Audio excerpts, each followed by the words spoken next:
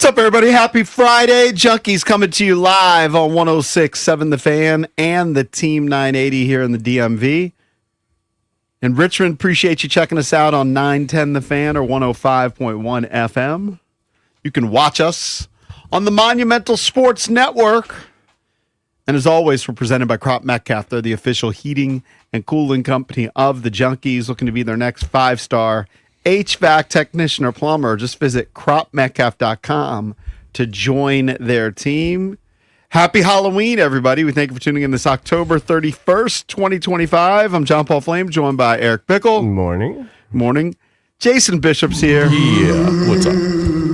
And Johnny Scooby-Doo Allville. Hello. Happy Halloween, everybody. Happy Halloween. I wouldn't have known you were Scooby-Doo. You don't know that this is Scooby-Doo out costume. What did you think he was? No idea. You don't know that you don't. Well, he didn't see the this top. dog. He didn't see the top. You just thought he was a regular dog. You don't. This I've seen Scooby-Doo when I was 5 years old. Scooby-Doo is the most I beloved. haven't seen it in 50 years. Too cool for school? Like, Scooby-Doo is pretty basic. I'm not too cool for it. I just haven't seen Scooby-Doo in 50 years. He's the most beloved cartoon dog of all time. But to me, it just looks like a regular dog. I don't know the Snoopy? difference. Snoopy's up there. Kind of If slept he on was Snoopy. Snoopy, I would know Snoopy. If he was Odie Snoopy. is so far down the list. Garfield's little sidekick. No, I mean, That's come on. way down the He's list. He's not on Scooby-Doo's I level. think Scooby-Doo. Come on, guys. Scooby. I think Scooby-Doo would be the one seed, but Snoopy's I competitive. kind of slept on Snoopy a What's little the bit. telltale sign that it's Scooby-Doo, like of the costume? Color. Yeah, I mean, The color? the But fact- there aren't other I mean, dogs that color? the collar that face, says the SD the collar, on it. The Where, let me see. SD collar right he here. didn't see that. You think he's looking at that? Oh, I did bring a costume, kind of. No, I, just- you did. I brought this morning. I just put it on Also, for a the second. infamous Scooby-Doo voice. Hold on, I have to get into character. Give me a second here. That's my Scooby-Doo laugh. That's the best I've That got. sounds pretty good, I guess. Thanks. Hey, give me a row. Ruh-roh. All right, I'm EB's favorite billionaire, Jeff Bezos. Oh, geez. This is your Jeff Bezos costume? Kojak. Hey, Anybody bald? You look like genitalia. It's pretty bad. Doesn't match. Where It's did you get bald- that? Like- you know what? My wife had to do some Halloween stuff for her work, and she asked me to pick up a couple things at the Spirit Halloween store. Yeah. And I was supposed to pick up something that's supposed to go underneath wigs. Yeah. And I asked the guy at the front desk, and when I brought it to her, she was like, "That's the wrong item." Yeah. And it's just the bald cap. I guess you could pass for Jeff Bezos. I don't know. But I like it. It does. It's a terrible It color makes me problem. chuckle. It does make me laugh.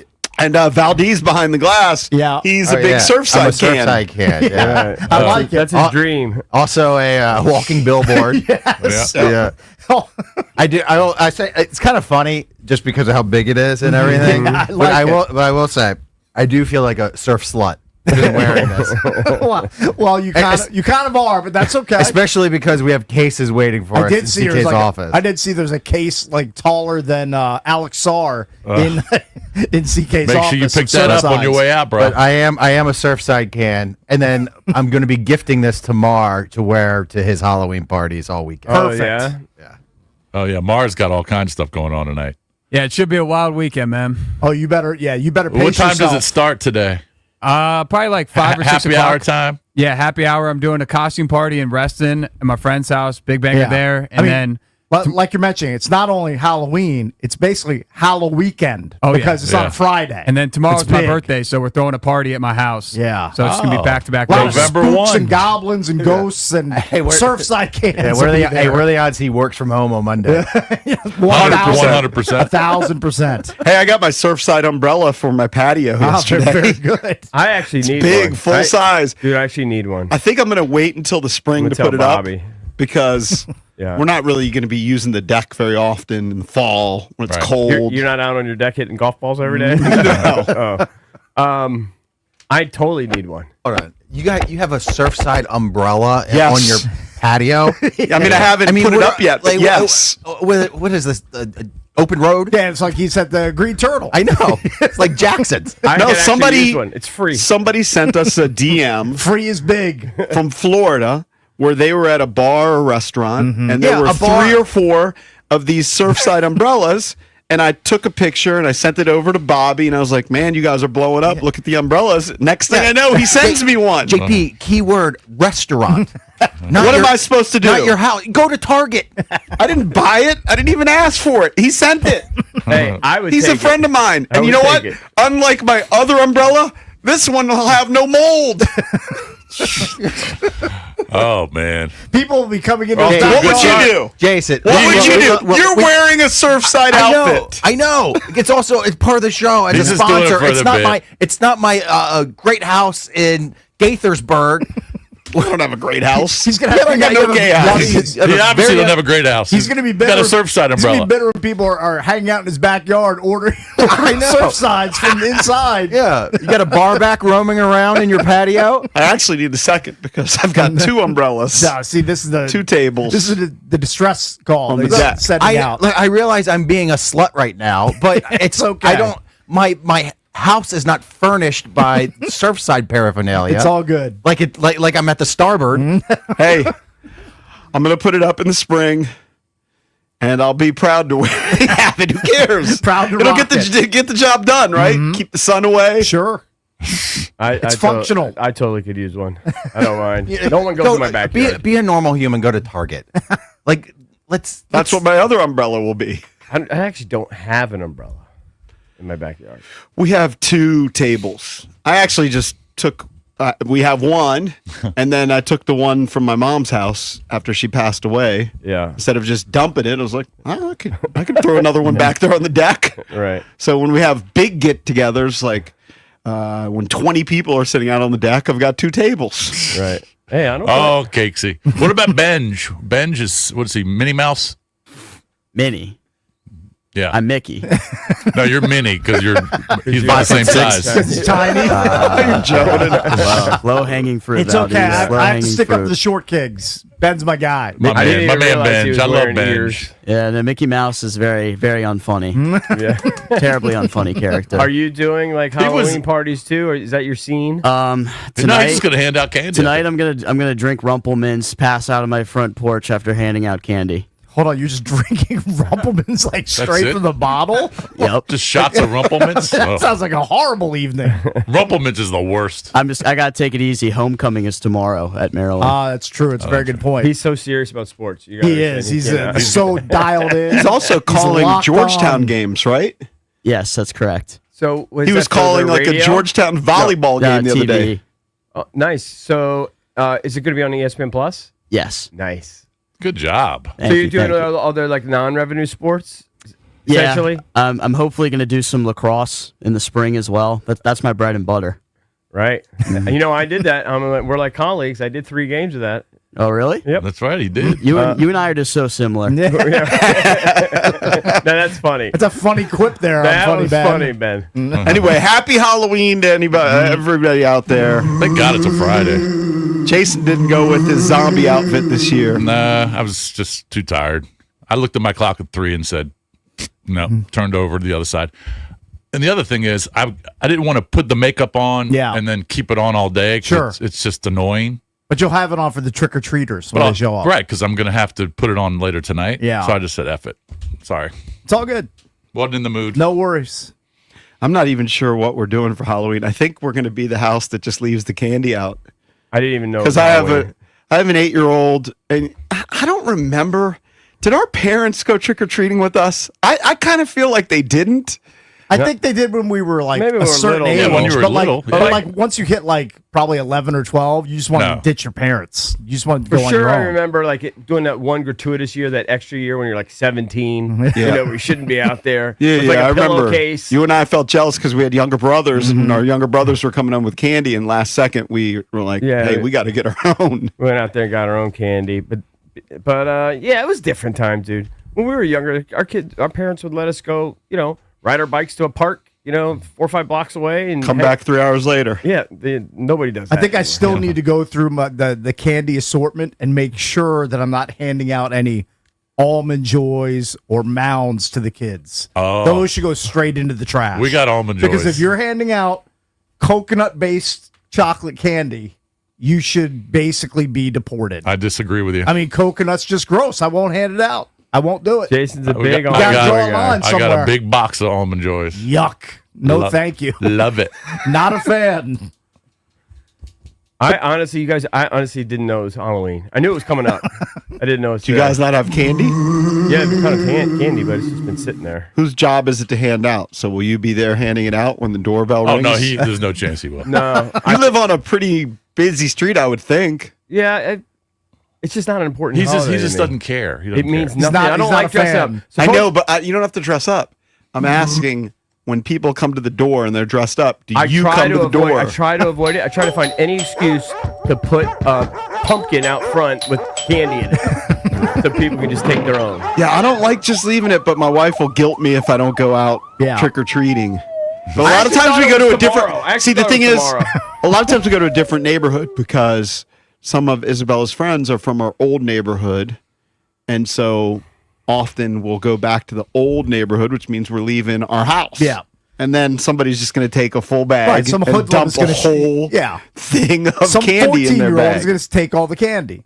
So then when the 6-year-olds show up, there's going to be an empty jack-o'-lantern out in front of your house. Do you do the things where you gift a beer or Surfside or like a mini of Fireball to the parents? That's a great idea. that are walking around. Actually, I've never done never. That's a Dina thing. that. That's an elite move. oh yeah. Oh yeah.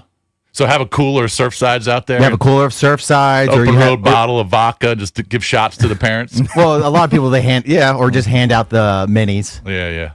That's what we did last year. We did a bonfire, music, brought the TV out, and had a cooler of Miller Lights. Very nice. And candy Or for the kids. Surfsides. Or I like Surfsides. I gotta like say, it. Yeah.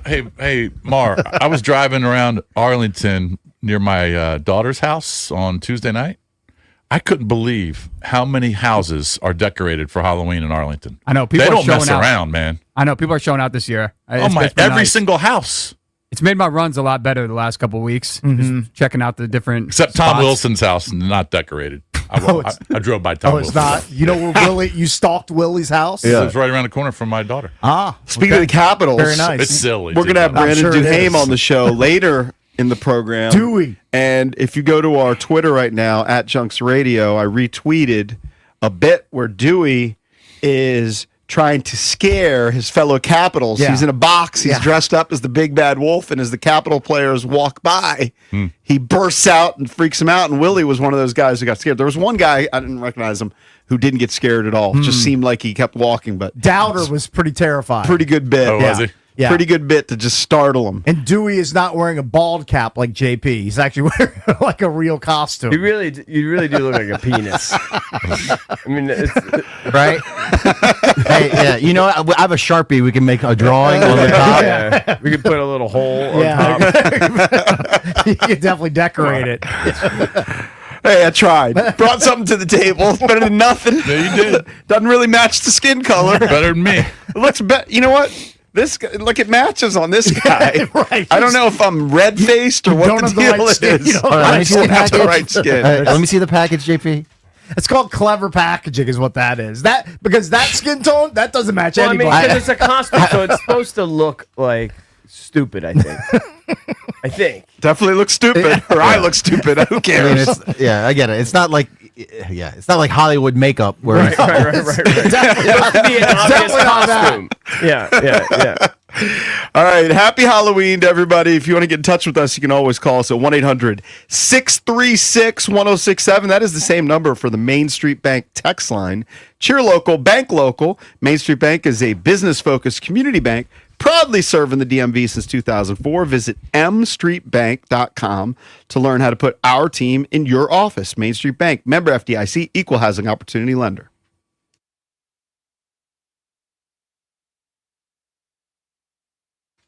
All right, here's your no huddle money play. Northwest Federal Credit Union, the official credit union of the Washington Commanders. They're going to put $200 in your pocket when you open your first checking account and you meet a few easy qualifications. No trick plays, no fourth downs, just a fast drive to free money. So get in the game at nwfcu.org/score200. Take command of your money this season. Federally insured by NCUA. Membership eligibility is required.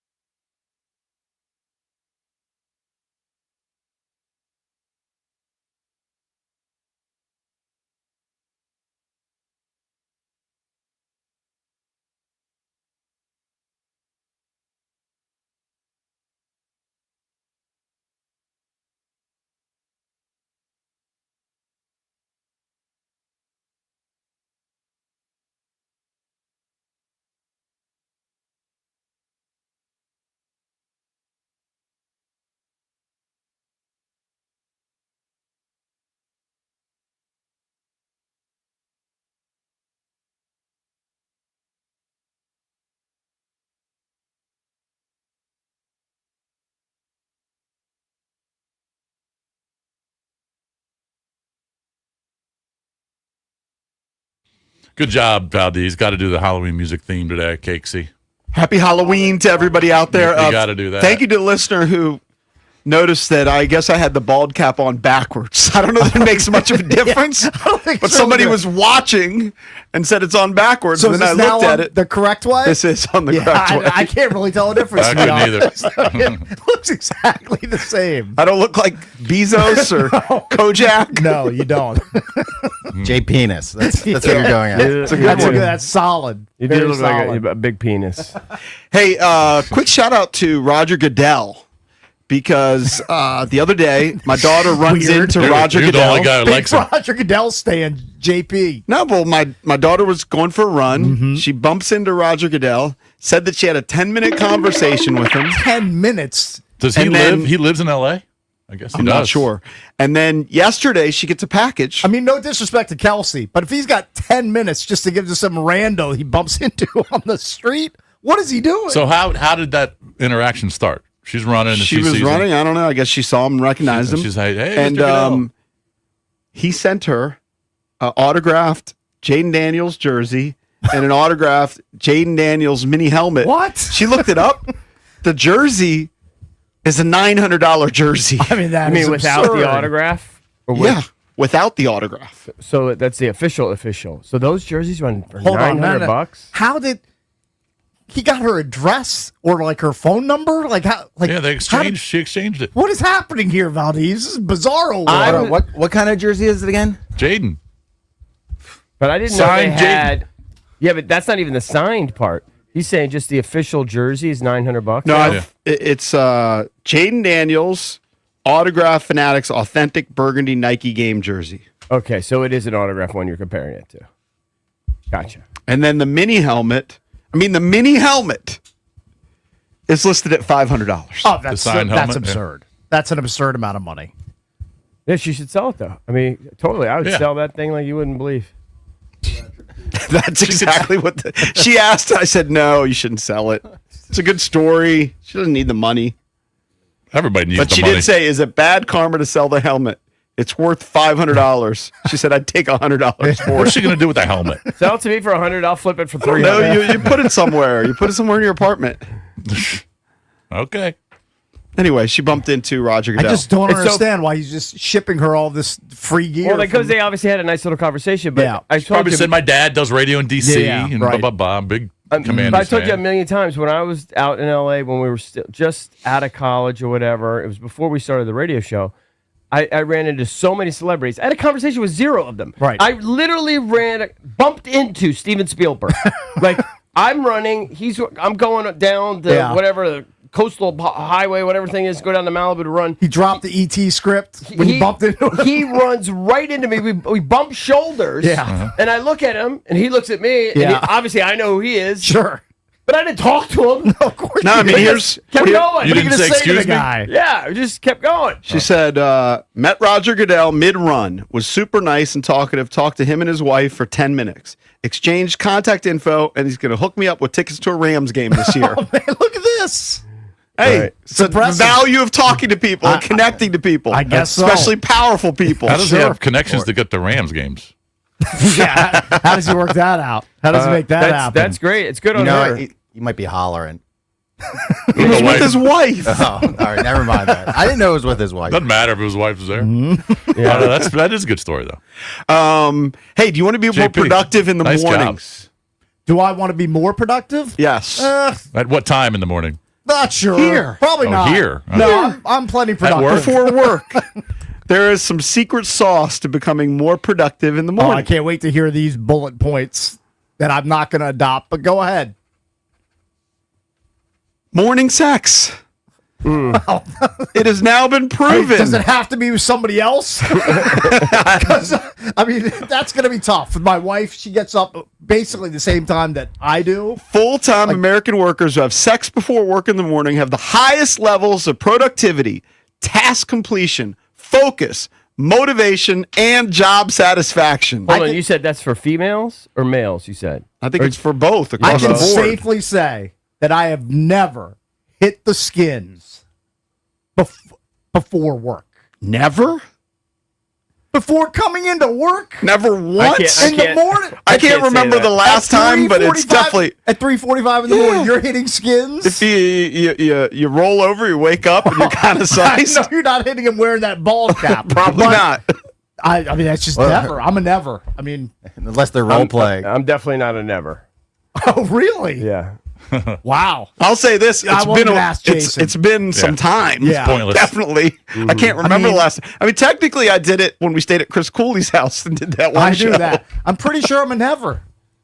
Yeah. Just like now, if my wife like was sleeping in every day and didn't have to get up and go to work, I probably would be a Proponent. a rare time. But Well, what I'm more of a never of is I'm never going to be by myself at 4:30 in the morning. I'm willing to do that almost any. I'm not doing that at 4:30 in How the about morning. this? I Nearly. just could never see that scenario. How about this? Nearly 1 in 5 people that report to having morning sex say they've received a promotion in the past year. 19%, which is higher than in any other time of day. what am I going to get promoted to if I start getting skins in the morning? Over half of American workers who have morning sex, 51%, say they've received a raise in the past year, which is more than any other group.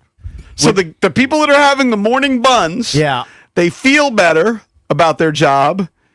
They're doing a better job. Yeah. And they're making more money. Hold on. Impressive. Okay. Would you have sex before coming to work for 2 weeks straight to double your paycheck? Of course he would. Of course. Of course he would. I mean, that's the dumbest question ever. Jason? Of course he would. I would even do that. To double my paycheck? Of Yes. course he would. All right. What about a month straight? Would you have sex? Would you wake The up? problem is his wife doesn't want to do that. Well, Yeah, I would that's just have, we'd have to have a discussion. I would just say, this is for the greater good. This is for, I mean, every day is that's a little excessive. Every single day. A month straight before coming into work, just to double one of your paychecks. Listen, I don't- like a double. I like bet- a full I bet you- double up. I'm going to predict Amy would tap out. Yeah, she probably would. I mean, she if she wouldn't would be tap interested. out. If she has Because to go it's to just work too much. every day, Yeah. she probably would be like, okay, this is getting outrageous. Yeah. She could maybe hang in there, take it for the team for a couple days, but you're asking her to do it for a month? Yeah, that's a lot. Yeah. I mean, she already doesn't get enough good sleep as it is. Yeah. Hilarious. Hey, we should encourage our listeners to pwn this morning. Yeah. And then report back to us on When Monday. they Yeah, get let a, us see if know. they get a raise. Yeah, see what transpires at work. In So your here's workplace. here's your correlation to job satisfaction. It's not even that great, but if you hit skins before work, 54% of people reported being satisfied at work. If it's during lunch, That has to fade. That feeling has to fade, though. I would well, think. during lunch, if you hit it during lunch, 44%. After effects are going to last past lunch. If it's after work, 41%. Late night before sleep, 43%. Weekends only, 36%. And rarely or never, 27% job satisfaction. The idea is, I guess, it just wakes you up. Is that the idea? I guess. Gets you Or going. or puts you in a better mood. Puts you in a better mood. You get some endorphins you release. It's like working out. I would be wondering, what's the equate to versus working out in the morning? I bet you people Probably that, I'm similar. sure he has that. No, he doesn't have I'm that just study. saying. I'm not trying to be a jerk. I'm just trying. Like Dr. Phil has that. working out in the morning probably does a lot of the similar things. You get release the endorphins. You feel good, right? People that work out before work, I bet they're pretty productive. Yeah, but I think People it's who aren't having sex, according to this study, they're just not finishing their jobs. Yeah. Because task completion, hit the skins before work, task completion 70%. Mm-hmm. If it's rarely or never, task completion 40%. Wow, it's a big dip. It's a big drop. Scrumpy, I guess. I'm in that club. Bickle knows that. I'm part of the 40% club. Bickle knows that. Yeah, he always is accusing me of it. Being grumpy. Yeah. I've said you've been less grumpy. I'm actually team Jason's been less grumpy. Oh, really? Good. Thank you. Yeah. No, I've said that. You were attacking me the other day, and I was saying you've been happier. I don't attack you. Come on. Let's go to Aaron real quick. Aaron. He still wants to not chime in about sex, though. Aaron, did you have sex this morning yet? Aaron. Oh my God. Hey, you guys hear me? Yeah. Yeah, so actually pretty ironic. Yesterday was the first time I had sex before work in probably about 2 or 3 years How because I was normally it? go into work. Yeah. How was the day? Were you super productive? Yeah, absolutely. I have to start briefing at 8 a.m. in the morning, so my confidence was high. That's a funny line. Who initiated? Did you initiate or did she initiate? She did, and the play is take a shower first thing in the morning. Right. And she was getting up to work out, but she decided to throw you a bone. Initiate. Yeah. So it was good, but it doesn't happen all the time for sure. It's been a couple of years. But hey, the reason I was calling in, going to the game on Sunday night, my dad's 75th birthday. The last time he's been to a game was in the 90s, I think when Art Monk was playing. So bottom line is, Art Monk's jersey's getting retired Sunday night. They're wearing the old school uniforms. That's so right. I'm actually driving out to Eastern Shore, Virginia right now to pick up my son. So it's going to be me, my dad, my son, and my brothers. We're all going to the game. We're going to do some tailgating. It's going to be awesome. I think we're going to pull it out. I think we're going to struggle at first just because of the nerves. But, I think just the vibe of the stadium is going to be electric. We're going to get out there and probably pull it out by 4 in the fourth quarter. But I like the optimism. Yeah. Feeling it. I'm feeling it. We'll turn it around. Give us a call on Monday, bro. Dude, he has sex. I will if we win. All right, he do hits that. Skins in the morning. He has a super productive day at work, and now he thinks the Skins are going to win every week. I know. Look at He's this very guy. positive. Yeah, good for you, Absolutely. He's on a life heater. That guy. Yeah, he is. Good for him. Yeah, I know we're going to play some clips later of Joe Witt and Cliff Kingsbury. I was listening to some of the Joe Witt's presser this morning as I was driving in, and man, he does a good job of always hyping up the opponents. He's got me plenty scared. Just talking about Seattle's offense and how Darnold can make every throw. And this is Witt talking about? Yeah. Jackson and then, Smith and just talking Jigba. about the receivers having an unbelievable year. Yeah. How capable the running back is, how he respects the tight ends. They got 2 really good tight ends. I mean, he just was hyping him up. It had me plenty scared as I was driving in. I mean, Well, you should They be are scared good. of JSN. Yeah, You actually should be scared of Sam Darnold because he's averaging 9.1 yards per attempt. Yeah. Like he's having a really good year. People thought there was a flash in the pan last year in Minnesota. Not the case. I think I'm going to have to pick us this week, though. A little bit of they're the Seahawks. A little bit of that in me. I can't get rid of. It's a team you used to like as a kid. I know, but they've got no hardware. So it kind of falls into that category. I mean, and Jigba is. they did win a Super Bowl. Oh, they did. That's right. That's With right. Russell Wilson. That's true. And they came. Did they come close to a second one and rush Yeah, through the ball line? the Malcolm Butler pick. Yeah. Okay, it's true. I got it. That's They true. do I have forgot. one Lombardi. I do forget that. Yeah, so you got to drop that. I can understand. And Jigba, by the way, is on pace for. He's got to be on pace for 2,000 yards. Yeah, I don't. He's at He's got 800 819. plus. Yeah, it's an absurd year he's having so far. Jeez, I don't know how they're going to stop him, but I think they're going to win the game. The Skins. Yeah, I think they're going to pull it out. I don't know why. I have Do that theory. vibe. You're going with do theory. No, a I little just bit think, of a do I theory. mean, Seattle's traveling all the way across the country, and I think Smith and Jigba is going to have a big game. But I think the Jaden back. I think Debo will make some plays. I don't know how they're going to run on this defense, number 1 in the league against the run, but I don't know. I just think they're going to win. Right. I actually did hear a few clips of Cliff. I know we're going to play all this stuff later, but it is amazing that they just, with Terry out, they just don't have anybody. And he even talked about it. No Terry, no Noah Brown, no Diami. They haven't found that guy to stretch the field. And everyone's thinking the same thing. Everyone's thinking, well, isn't Jalen Lane, at least he has the speed to do it. He's just But inexperienced. he's a rookie. I mean, Don't throw it to him. Just let him. Yeah, just let him be a decoy. I'm fine with that. Right. Just have him run the route. Draw up an extra 10 plays with Lane going deep. Right. Soften up the short to middle stuff. Well, maybe for Debo and company. Maybe all the Skins should just hit Skins before the game. It's a great They'll idea. be super productive at work. And it's a night game. So, I Right. mean, they've got all day. Right. Got all day to take care of business. I still remember one time in college, I hit skins right before a basketball game. It was the worst game I ever had. You lost your legs. I was never a good basketball player, but I mean, it was just an abysmal shooting performance. It was rough. And my girlfriend came to the game too. It was just horrible. Oh, you're trying to impress her. Yeah, just fell flat on your face. I mean, yeah. They always say, the boxers always say, right? You can't do that. That's what Mickey said, Rocky. Yeah. That movie's like 100 years Women old. weaken legs. It's such a great. It's great. Such a great cliche.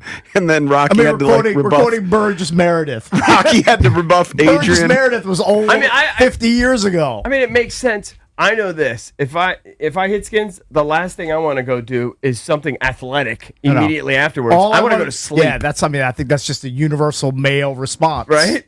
Yeah. Who wants to go out and then like lift weights? I don't know. Maybe if you're younger, the testosterone's flowing through you. Okay, maybe.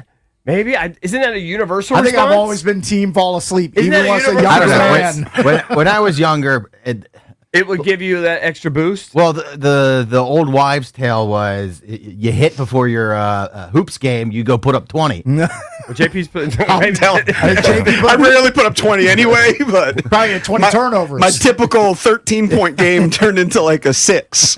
Yeah. I thought that was a universal response. I think it's Doesn't it pretty sap, basic. Doesn't it sap even like an 18-year-old's energy a little bit? I would think. Really? I think you just get in that state of calm, right? It's perfect. Well, you get your zen know, spot. I don't know the physiology behind it, but Then again, if these people are hitting skins before work and they're more productive, maybe there's something to that. Yeah, were they falling asleep at work? Maybe we had it wrong. well, no, but that's different because you're coming off a full sleep, right? Potentially. So, like before a game, Right. you're kind of tired anyway. Like in mid-afternoon, who's not tired in mid-afternoon? You're kind of tired People anyway. that have different schedules than us. Yeah, I mean, you're kind of tired anyway. I don't know. If you want to chime in, 1-800-636-1067. Should mention, coming up a little bit later in the show, we got Chelsea Janes, Washington Post. She is a national baseball writer. We will talk about the manager that the Nationals hired. He's far younger than us. I mean, saw we a have tweet- kids close to his Dude, I age. saw a tweet yesterday that said he's 33 years old, the same age as Bryce Harper. I thought, Bryce Harper's 33 already? Oh, man, I can't believe How old is that. Kurt? Kurt's 28. I mean, his son's 28. not that I far know, away. he's got an old That's son. crazy. Yeah. But I didn't realize It's the that- Wonder Kid era, man. Hire a GM who's freaking 35. Hire a manager who's 33. Yeah, so we'll talk to Chelsea about that. It's incredible. I mentioned Dewey, Brandon Duhane for the Capitals. He'll join us at 8:45. And Scott Abraham from ABC7 will join us at 9. It's a football Friday. We're talking Commanders, Seahawks throughout the show. Keep it here.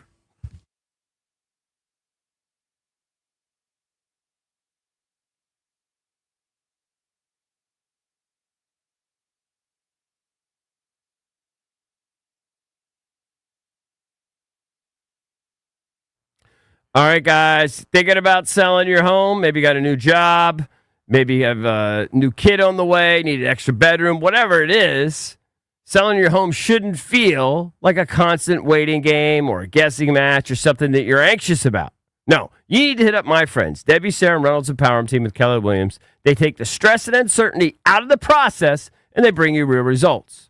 You know, oftentimes people will hire an agent, and they can't sell it. Well, when your home doesn't sell, every week on the market costs you time and money. That's where the Reynolds Empowerment Team will step in with their aggressive marketing, their buyer connection, their history of turning homes that sat on the market into big closings. So no matter what your deal is, whether you're relocating, upgrading, downsizing, whatever, they've got the solution for you. And here's the best part. They're so confident in their services that if your home doesn't sell, Debbie and Sarah will simply buy it at a price you agree upon. That's their guarantee. So call Debbie, Sarah, and Reynolds Empowerment Team right now. Find out more about this guarantee and others. Memorize this number, 844-654-SOLD. That's 844-654-SOLD, or check them out at DebbieHasTheBuyers.com.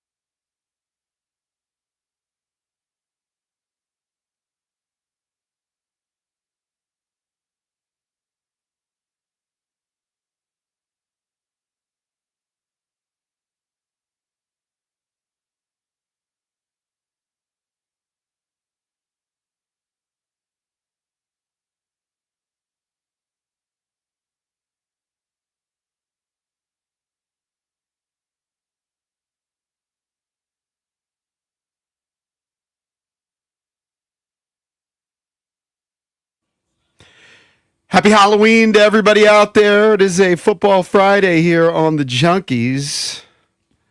Got cake, Scooby-Doo, Allville. Mm-hmm. I don't know how you would describe my outfit. Valdez is a Surfside can. It's not an outfit. I've got a bald cap. You're a penis. It's fine. I figured I'd try. It was in the house. Minimal effort. That is correct. More than mine. More than yours. Mine was 0. Yeah. Yeah. All right, let's do a little Junkies Blitz. We'll go around the NFL, fill you in on the weekend lineup, but we'll start with what went down last night. And Matt Myers is the happy. Ravens are back in the AFC North picture. Yes, they are. Lamar Jackson returns, has 4 touchdown passes. They beat the Dolphins handily, 28-6. But I'll tell you what, in the first half, there's a moment there where the Dolphins could get right back in the game and make it a 14-13 game, and the referees called just a terrible tripping penalty. Horrible call. Oh. And it was a long pass from Tua. I can't remember if it was to Waddle. It was Waddle. Yeah. Waddle so he caught throws it. this deep shot to Waddle, which basically would have been a touchdown, or they were going to be right there. No, they would have been like on the 15 or 20 yard line. Yeah, but they're Like, knocking on the door. They were in scoring position if the play held. And instead, they get a penalty. They also get the ball back. Well, and they didn't convert in the red zone. They Hold on, you have to go into the turnovers. penalty. You're glossing over the penalty. Ollie Gordon, who's their running back, goes out into the left flat and he slips. He falls down on the turf and he falls kind of into the legs of the incoming defensive lineman. And it wasn't a leg whip. It wasn't an intentional trip. He slipped on the turf and he just fell kind of into the legs of the defensive lineman. And he still got his ass chewed out by the coach on the sideline. Oh, I don't think the coach was pissed at him. I think the coach was upset at the call. At the call? The running backs coach. You didn't see that. I saw the interaction. He was grilling Gordon. I thought Gordon was just expressing his anger I and thought they were both frustration. just angry at the call, but I could be wrong. My interpretation, I didn't see it. My interpretation of it was that he was pissed at him. But it was an outrageous call. Like Yeah. the refs have to go to the replay and look at it and say, well, And pick the flag we up. screwed this up. Yeah. We messed this up. Because that's a critical play in the game. Is that one of those calls that's That's a irreversible? It's a critical juncture of the game for the Dolphins. And Critical juncture. Mike McDaniel's losing his mind. Now, on that the said- sideline, as he should have been. The Dolphins had 3 turnovers. The Ravens had 0. They shot themselves in the foot multiple times. Like they had a 4th and 1 in scoring position. They false start because they were going for it. That pushed them back to 4th and 6. They had a fumble in the red zone. They missed a field goal. Like they had plenty of 3 turnovers and missed field goal, or yeah, maybe they were 2 a missed mess. field goal. Yeah. They deserved to lose the game. Tua now leads the league in picks. His post game, short answers, everything short Oh, yeah, answer. I mean- He did not want to be there. Understandably. Who are you talking about? Tua. Yeah. What is going on with McDaniel and the ands and everything? I know they're noticing it. Like, he used to be more articulate than this. I don't understand. I think he's just beaten down by the losing, and he's just he the doesn't have any answers. deterioration of like him as a human being. Like he's literally deteriorating Well, it before takes its our eyes. toll. To me, I had Valdez look for it last week when he didn't play it. But to me, in some of these pressers, it almost sounds like he's on antidepressants or something. I wonder if he's on something because Or he's just doing a Belichick bit and just. it's stunning. He's inarticulate. You'd have to run it. I'd have to hear that. And he's definitely a smart guy. I mean, there's Yeah, no I know. That's the disputing. thing. He's a it's sharp like, dude. It's like a 180 from what I remember. So we talked about this yesterday. Here's the deal in the division. The Steelers are leading the division, but they play the Colts this weekend. If they lose, they're at 500, which puts the Ravens just a game back in the division. Even with that horrific start, they'd be just a game back. And then their schedule is pretty favorable when you look at it. Ravens have the Vikings next week, and they have extra rest, right, to get ready. Then they go to Cleveland, Jets, Bengals, Steelers, Bengals, before a tougher stretch at the end of the season. So the Ravens they could look go like on they're a roll. right back in it. They could go on a roll. 100% they're in it. Now, if the Steelers And you win this expect- weekend against the Colts, then they have some cushion and maybe you have some faith in the Steelers at that point. But they seem to be going in the opposite direction. Yeah, I mean, they're coming back to the pack. And the Steelers' next 4 are the Colts, the Chargers, Bengals, and at the Bears. All right, so they got 3 toughies. Actually, 4. So a couple matchups to mention that are worth watching. this weekend that at least have some interesting nuggets. The Vikings are 3-4. They head to Detroit to take on the Lions. Interesting there thing is that you'll see J.J. McCarthy. Yep. So J.J. McCarthy will get a start against a Lions team that, of course, is super explosive. Detroit laying almost 10 in that game. Total is high 40s. Did we mention that Aiden Hutchinson scored a monster bag extension a couple days ago? Yeah, he did. He deserves it. But he's got 186 million. I think he got 141 million of it guaranteed, like the most money ever for a non-quarterback. I think currently he is second in the NFL in pressures behind Micah Parsons. So he gets the job done. You've got Drake May in action. Everybody's focusing on what the Patriots have been doing. They've won 5 in a row at 6-2. They host the Atlanta Falcons. Yep. And it looks like Penix and London are going to go for Atlanta. That should make them more competitive than they looked against the Dolphins. Should. But a road But Patriots at home have been very tough. Yeah. I mean, I would expect them to win. They're 5.5-point favorites, but London and Bijan can be a difference maker. So we'll see. Probably your premier 1 o'clock game is the game that I mentioned before. The Steelers at 4-3 host the Colts at 7-1. We'll see if the Steelers can right the ship there. Moving over to the 4 o'clock games. There's a big one. The big one in Buffalo. Mm-hmm. And you see it every year, and you usually see it in the playoffs too. The Buffalo Bills host the Kansas City Chiefs. And how about the Chiefs are favored in this game? 2.5. In Buffalo. 52.5 total. Kind of shows you where, how well the Chiefs are playing. I mean, we saw that, but I still would have expected Bills to be a slight favorite there. But this is going to be big. Remember, the Bills lost their 2 games just before they... That's true. I mean, they pounded the Carolina Panthers 40-9. That was an Andy Dalton start. But before that, they lost to the Patriots and Falcons. Is that a 4 o'clock game you said? 4:25. Yeah. CBS. It'll be Nancy and Romo. Mm-hmm. Of course, you got the Commanders and Seahawks on Sunday night. We're going to hit the Skins and get into that next. And then your Monday night matchup is the Cowboys-Cards. Kind of a dog game. It sounds like, too, there's some skepticism about Kyler Murray playing. Sounds like his foot sprain may still be affecting him. Might see Jacoby Brissett. Might. So we'll see how that plays out. 53.5-point total in that one. So whoever plays... Is that a pew-pew game? You would think. Pew, pew, pew, pew. Pew, pew, explosives. There's probably a lot of those. Anytime you face the Cowboys, teams tend to put up a lot of points. Quarterbacks have big days.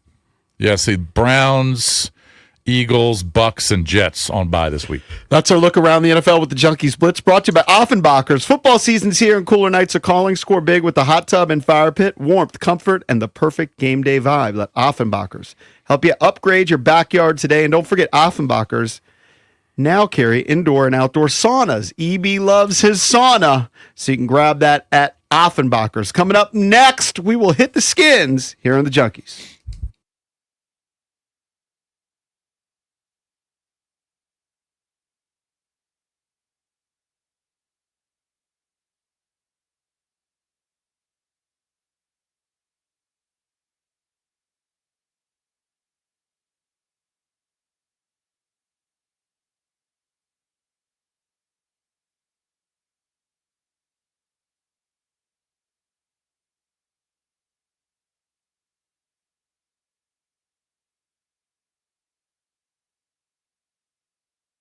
This show is sponsored by BetterHelp. Shorter days don't have to be so dismal. It's time to reach out, check in with those you care about, and remind ourselves that we're not alone. As seasons change and days grow darker sooner, it can be a tough time for many. This November, BetterHelp is encouraging everyone to reach out, check in on friends, family, reconnect with loved ones, remind the people in your life that you're there.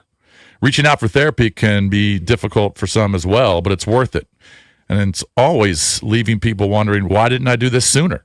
BetterHelp therapists work according to a strict code of conduct. They're fully licensed in the U.S. BetterHelp does the initial matching work for you, so you can focus on your therapy goals. A short questionnaire helps identify your needs and your preferences. And if you're not happy with your match, you can switch to a different therapist at any time. With over 30,000 therapists, BetterHelp is one of the world's largest online therapy platforms, having served over 5 million people globally. So this month, don't wait to reach out. Whether you're checking in on a friend or reaching out to a therapist yourself, BetterHelp makes it easy to take that first step. Our listeners get 10% off their first month. Just call pound 250. Say the keyword junkies. That's keyword junkies after calling pound 250.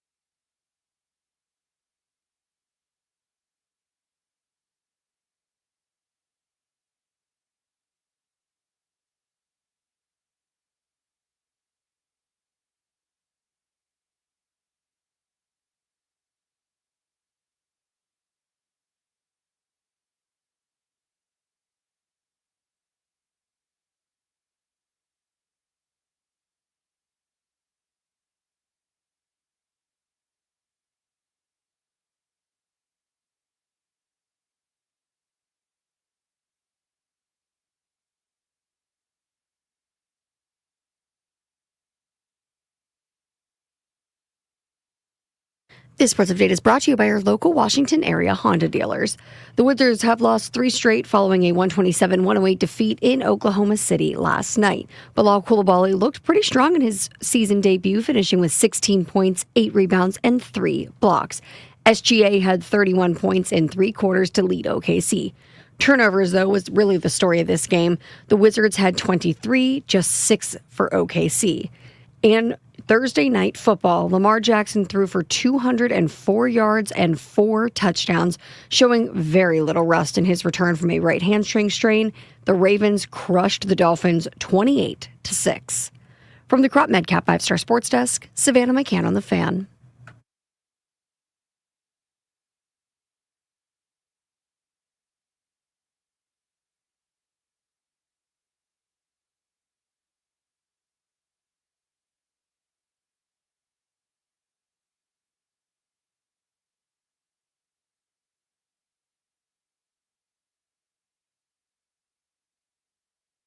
know before, and I'll just go to a certain. Happy Halloween. Junks coming to you live on 106.7 The Fan, Team 980, 910 The Fan in Richmond. You can watch us on the Monumental Sports Network. We're brought to you by Crop Metcalf, the official heating and cooling company of the Junkies. If you're looking to be the next 5-star HVAC technician or plumber, just go to cropmetcalf.com and you can join their team today. That's when you do it, on Halloween. All right, let's hit the skins, and it is brought to you by Play the music, Kate. Oseo Korean Barbecue in the Lansdowne Town Center. Authentic Korean food, bold marinades, premium cuts grilled right at the table. It's a dining experience. It's fun as it's delicious. Perfect for date night or dinner with the family. Oseo means come on in. All right. Big one against Seattle, obviously. Code Red game, season on the line, as far as I'm concerned. If you want to have any realistic, I mean, sure, you can point historically to teams that have ripped off 7 or 8 in a row, but it's hard to project that right now. So, Code Red, everything on the line. You got to throw everything you got at it. And there's a couple good signs, I think. Well, you're going to miss Terry. That's, God only knows. Although DQ did go yesterday, I think he said they don't think it's a long-term thing again. That they think we're in a good spot. I mean, he looked fine, I know, but he's got a soft tissue injury that he keeps reacting. It's just a matter of what you define long-term. Yeah. So, but... Right? I would guess they determine long-term is IR or longer. Yeah, right. 4 weeks or longer. Yeah. So but I think less than that. I think your My idea theory? You like my theory? after the bye week is like perfect. Sized. Who cares? Listen, it's the lost season for Terry. It just is. It's not great. But, I was worried about some of these other guys. Now, Jaden looks like he's been good, right? Mm-hmm. Full go. I saw some drills, and, he looks fine. Larry Matunzel, though, shocked me. He was out there, and people did note, and it's great, and as JP pointed out, and I agreed with him yesterday when he said it, it's a little different when an offensive lineman's got a hammy versus... like wide receiver. Yeah. It's not like he's sprinting. I mean, these guys are working hard. Mm-hmm. There's no doubt about it. You ever see these guys when they kick back and everything? I mean, they're moving their legs, but it's still not quite the same. It doesn't feel like. And they have to fend off 300-pound monsters, too. Yeah, so. you have to have some strength, but it's a little different. It feels like, anyway. But Tunsil's out there gritting it out, trying to get through it. When he's warming up, you see, these guys are so flexible, by the way. I can't even... the tackles and the guards. Yeah, I mean, it's unbelievable. Yeah. He's lifted his left leg, which I can't even do, right? I got no pulled anything. I'm just old and broken. His left leg's going way up there. When he kicks his right leg up, he kicks it about a foot. Yeah. Like it's clearly it's the right hamstring. Yeah, he's affected by it. Now, I know this. When you tweak a hamstring...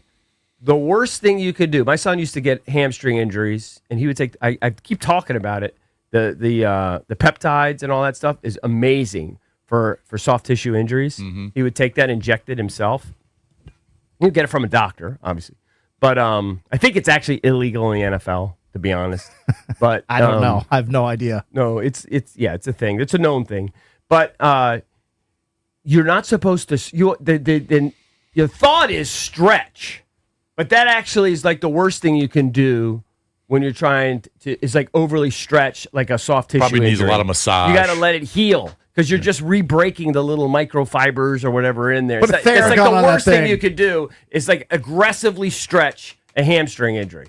Well, the good thing is Laramie Tunsil doesn't have to kick anybody. No. He just needs to but block them. it shows the limited mobility that he does have in that one. But it was a good sign to see him out there. Yeah. Well, hopefully he can go. Yeah. I think Kinlaw's good to go too, right? You didn't mention Kinlaw. Kinlaw's out there, yeah. He wanted to play the other day with the shoulder. They were wrapping him up. He was ready to go. We did have a caller mention that the Skins are going to be honoring Art Monk. Yep. About time. They're going to retire Monk's 81 during halftime of the game between the Commanders and the Seahawks.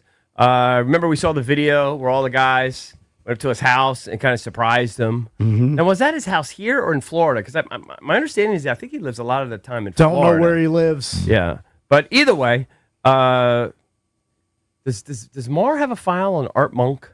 Mar? Oh, I would guess no. Do you have Not a much of file one. on Art? If I said Art Monk, do you know what number he wore? Of course. 81. Wow. Now you just said it. Did you know that beforehand? Yeah, You definitely. did know. No, Okay. he wasn't really listening. He was doing Okay, stuff. got Art it. Monk, no, I'm thinking of. I was going to get it confused for a second. I was going to say he went to JMU, but that's Gary Clark. No, I That's went to correct. Syracuse. All right, you're doing pretty well. I'm impressed. I'm an avid Skins fan, man. Yeah, but He's I mean, also an old dude, soul. Like he he's- likes older You music. don't realize Art Monk's probably, how old do you think Art Monk is? 60s. Yeah. He's probably but- almost 70. But I feel like that's required for Skins fans. Is they got to do gotta know your history. history. They got to take a history class. I just feel like young people don't know. My dad's a diehard Skins fan. Like he had season tickets growing up, so he kind of passed down all of that like knowledge to me when I was growing up. Right. Okay, good. Art Monk, 67 years old. Yeah. By the way, They should ask him to suit up. when you look at What? You They don't- need another Yeah, I guy. know. They need need some guys. weapons. They need bodies in the wideout room. yeah. Hey, do you think he could catch a pass from Jaden if he played He could against catch a Seattle? pass. He And a just catch, couldn't yeah. get open. Yeah, I mean, No, I guess that's Guess what, he's that's not what I gonna mean. separate. Like, could he? No. Could he have one reception? He might be able to Wide body receiver a corner. screen. Yeah, could he have body one? a corner? Would he have one reception Wide against receiver Seattle if screen. he suited up Sunday night? It's a great question. It's a great hypothetical. You know who could? Yeah, so wide receiver screen would work. Terrell Owens could. 100%. He still looks All right, phenomenal. wide yeah. receiver screen is out the door. No. So he's got to run a real Like run a pattern. real route? Oh, no, he couldn't. way. Or it could be broken coverage. It could be a slant. No, if he has to run a route, he's done. Like in a zone, find a soft. Could he find a soft Yeah, spot? could he in the so- zone? find a soft spot in the zone? Broken coverage, maybe. He could Now- maybe find a soft because they're not going to cover him. If he were facing the Commanders, he could find a soft spot in the zone. No, I can tell you say- that. Say Cliff I knew has you were all. gonna- I knew you were going to Thank go you, there. thank you. If Lattimore was covering him, I know you were going to go Cliff there. has all game to design a play to Yeah. get him to try and To get him scheme him open. open? Scheme him open. Do you think Art Monk could have one reception, and if so, how many yards? well, I would say no if he has to run 4 a or route. 5 he's- yards. I'd say a yes. soft spot in the zone, and then he would get killed and have to go to the hospital. Yes, 6-yard pickup. When they tackle him, you have to go to the hospital. Because when you get up there, Yeah, I mean you can't. that ass hurts. You can't Well, be he on an could go- he NFL could give field. himself up. I mean, he's almost 70 years old. I mean, you can't be out there running routes at 70. Right. Plus, his hands are probably butt arthritic. I bet his hands are still silly. I bet he can just still catch everything. It's a matter of getting open and separating. That's a problem. All right, so when you break down Seattle, as we talked about, Darnold, he's just who did you compare him to, JP? As having like a resurgent Daniel year. Jones this year? Daniel Jones this year. Yeah, Sam Darnold. I thought there was somebody else. Geno Smith. Definitely having a resurgent and proving that it wasn't all about Minnesota and Kevin McCarthy and that offense. Kevin McCarthy's O'Connell. running, Kevin he's O'Connell. running the Vikings offense. Kevin O'Connell. Watching movies, calling plays. Besides, We've talked Yeah, we about never talked to him anymore. Smith Never. and Jigba and what kind of season he's having. Cakes 50 receptions, 4 touchdowns. 819 yards in 7 games. Overall, as a team, they're 8th in the NFL in passing, 245 yards per game. Points for, they're 5th. Meanwhile, we're bottoming out, right? No, they're a good team. What's going to be really hard for Washington to do, EB, is run the football. They only allow about 75 yards per game on the ground. Yeah, they're only giving up 19 points total. Yep. Do you still Also- feel, Valdez, that he's the one that got away from you? Oh, Mike? Yes. Oh, yes. Do a lot of Ravens fans You're cheering jelly. for him? Like Yes, they're over yeah. Harbaugh. They wish McDonald was the head coach. It's not just. I could do a whole hour on this, and I'm not going to. But there's a faction of fans that hate Harbaugh. There's a faction of fans that live with him. But everyone agrees that Mike McDonald is the one who got away. He's the boy genius. He was next in line. He's the Sean McVay. Would you say that he's defensive. exposing Harbaugh Yes. a little bit? Who? By McDaniel leaving is McDonald. McDonald leaving is exposing Harbaugh a little bit. No, but McDonald is a very great motivator, great X's and O's guys. But I mean, the problem with the defense is that you had a whole flock of coaches leave, not just McDonald, but Anthony Weaver left. he's looked Jesse jacked last night on the sideline, by the way. He's a monster. Jesse Minter left. One of their D-backs coach, who I think he played at DeMatha, left. Yes. He left. So you had all of these coaches leave, and kind of Zach Orr was the only one available within the organization, and he may not have been ready for On it. a side note, Sorry, this speaking is of hit the skin. This is hit the skins, not flock with the Ravens. You were talking about Denard Wilson. Yeah, speaking Denard of Wilson. Mike McDonald, the other Mike McDonald, the famous like singer? ex-Doobie brother. Yeah. Have you seen the Yacht Rock doc on course, I've seen it. HBO? I've seen it twice. One by Bill Simmons. Of course. It's actually silly. Of course it is. I've talked about it. So many hits. I was like, why have I been sleeping on this for so long? Yeah. I'm no longer asleep. It's kind on of a it. weird doc, the way it's all based on that YouTube show or whatever. But it's good. It was good. It was just worth because watching. it had all the hits. Yeah. So many hits. Yeah, and Michael McDonald is like for such a nerdy looking guy. Yeah. God, he could was sing. so soulful. He could sing, It's man. like And play the piano. I was so talented. and even the guys like from Toto. Those guys They're are all just like mega talented. session artists. Yeah. But they're superstars. You know what? I love that doc. I really was a big liked fan. it. I thought it was a little weird. It was a little weird the way it was done, but I did like it. It was really good. Yeah. All right. So yeah, we got our hands full. You mentioned the defense and them only giving up 75 yards per game. Because of that, Cakes, I did happen to look up some player props. So Bill, your guy, That is my guy. Been quiet the last been month. quiet of late. He's scored 4 touchdowns this year. He's averaging 50.3 yards per game. And let me guess his prop again. You do have it? Yeah. I'm going to guess his His prop for this rushing game prop. is Yeah. his rushing prop, 38.5 yards. It's actually 44.5. Okay. I think you got to go under. I think you have to go under, too. I think this is a week that you got to go under Especially on a lot of with these. Jaden back. Jaden's going to take some of that rushing away. Maybe Debo takes a few rushes away. But I think What's Jaden's? That might help him, though. What's Jaden's rushing prop? Oh, I got it right Jaden's here. rushing prop, I see is 39.5. 39.5. That seems Okay. pretty high. I think I'm going under that too, especially coming off the injury. There might be just want to be a little more cautious, maybe get rid of the football a little quicker. Maybe you parlay them together. Jackson think that, Smith and Jigba's receiving yardage prop is 95.5. I'd go over. I think I'd go over that. I would go over in a heartbeat. I think Quinn I love may be overs. challenging the offense, EB, that they know they're facing a really stout run defense. To just I think he run it may be right at challenging them. him like, we're going to go our strength on their strength. And he's kind of, just my interpretation of what he's been saying, like he wants them to man up and take it right to him. So I actually think Krosky Merritt could have a bounce back game. When you look at it, against the Chargers, everybody was super high. He runs for 111 yards, has the 2 touchdowns. Then the Bears, he's at 3.6 yards per carry. Cowboys, we expected them to be able to run. He doesn't even average 3 yards a carry. He gives you 33 yards on 13 carries. And then last week against Kansas City, 25 yards. I have a feeling he's going to bounce back. I don't think he's going to have a lot of holes to run through.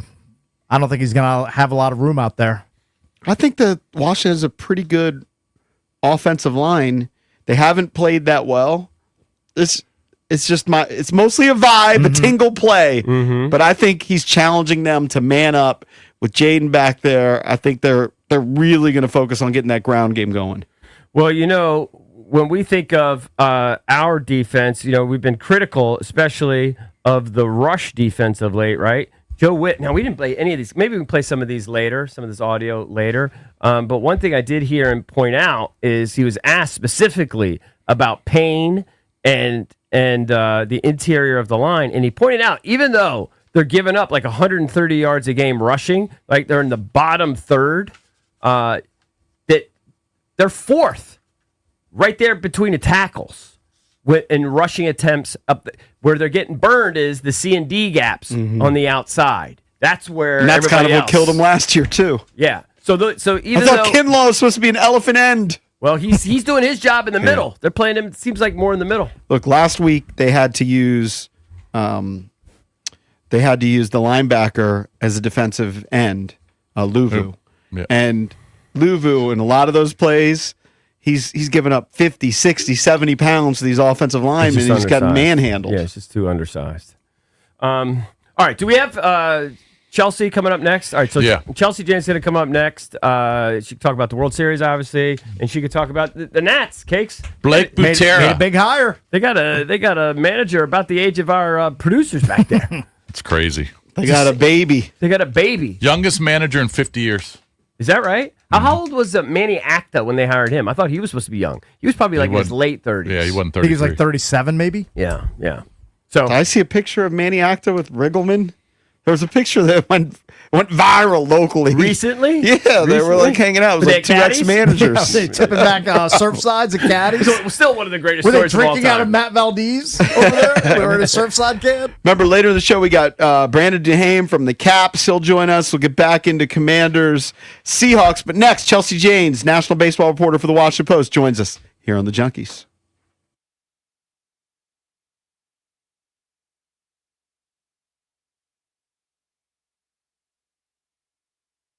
Happy Halloween. Scooby-Doo's got a question for you. Do you have an old 401k sitting with a previous employer? Be honest, a lot of us do, and here's the problem.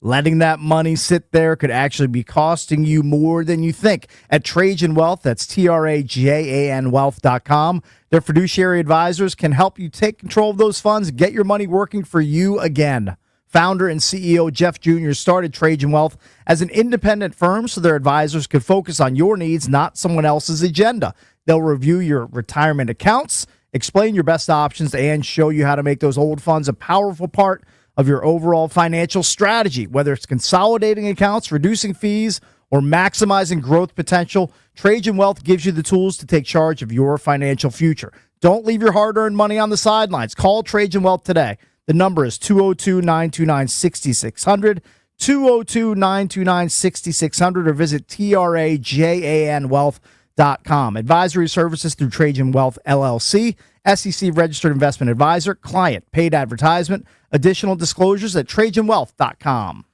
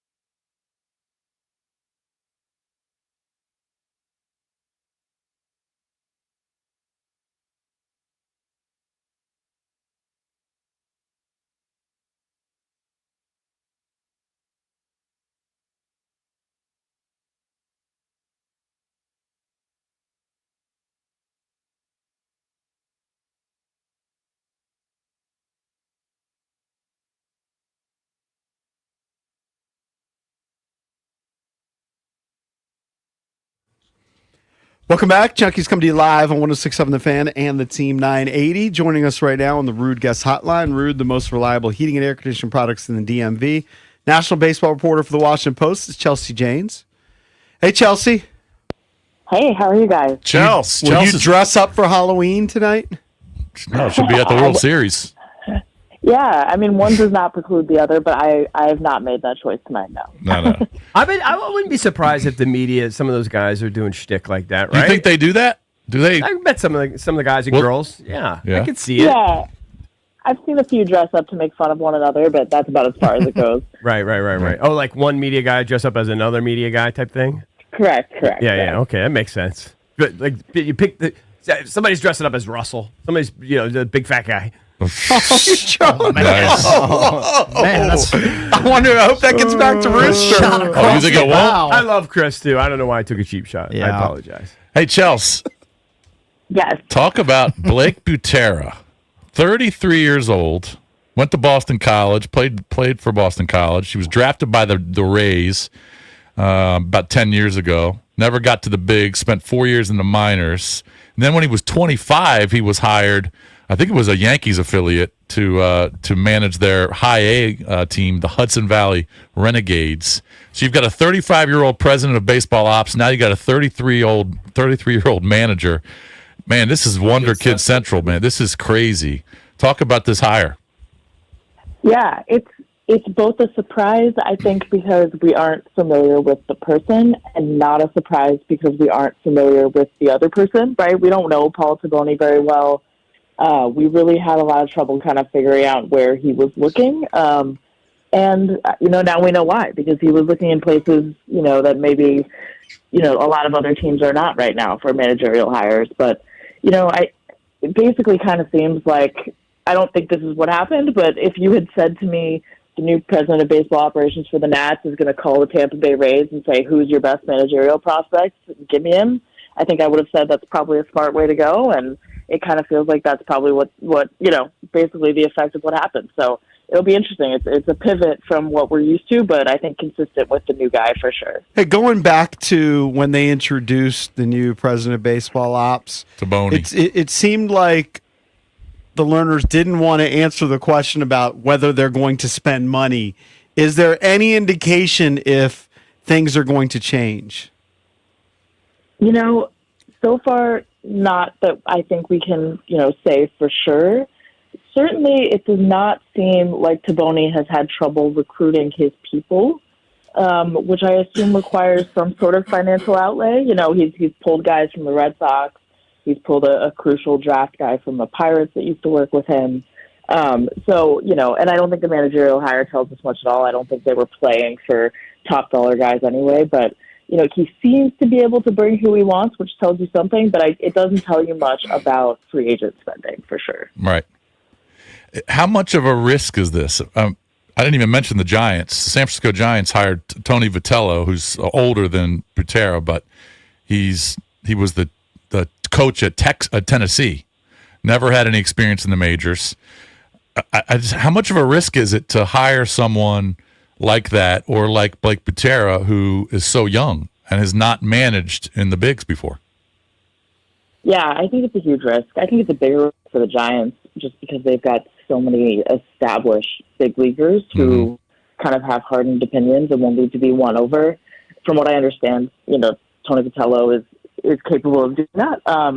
But, I think for the Nats, it feels risky because he's so young, but I think it's probably that it's going to go somebody who didn't have a whole lot of experience, somebody who was going to be on the younger side, and somebody we didn't know a lot about.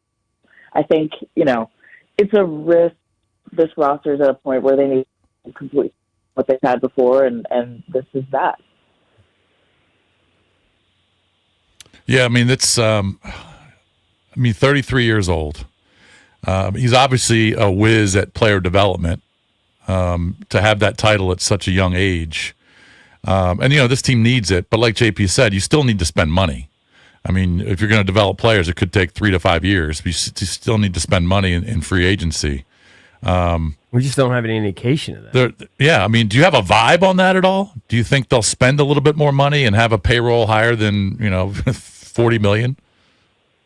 I don't have an indication on that, but what I will say is I think we'll get a better sense now that some of these roles are filled. I think they kind of had to, as Taboni himself said, move the big rocks first and then kind of figure out where they stand. That being said, I don't know that he's going to think this is the year to really splurge anyway, which I know we've heard, excuse me, for several years. But I actually don't think that means that they can't be a lot better next year. I think if you bring in someone who's really conscious, who's able to kind of get the talent they have at the big league level performing a little better and pressing advantages, I think, honestly, a 10-win difference in itself. So, I think there's reason to kind of be excited about change just because something has changed. But I wouldn't expect this has been the year that they go try to sign Alex Bregman or Pete Alonso or someone like that anyway. So it's tough to tell. Chelsea, what do you think made Butera stand out from the other candidates that were interviewed? Cairo was in the mix, Brandon Hyde, the former Orioles manager. You had Chad Epperson as well, and Craig Albernaz, who was named Baltimore's manager. Yeah, so from what I've heard, Butera is a really well-respected human and good, communicator is the word they use, but it seems like people just really like him. And that, I think, is something that matters to Taboni, seemingly. He seems to want people that he can get along with who are going to sort of be positive presences. And by all accounts, that's exactly what Butera is. And, I would imagine the other thing that probably made him stand out is he's worked for the Rays for several years. And, when you work for the Rays in player development, that can mean a lot of different things. But one thing it means is you're telling a guy what the data says and how you think he can use it, and you're doing it better than anyone else in baseball. So, I think he's going to probably have a lot of that on his plate as manager of the big league roster, which isn't how everyone approaches it. But, again, I think that's probably what Taboni saw as the quickest way to get a lot of people better.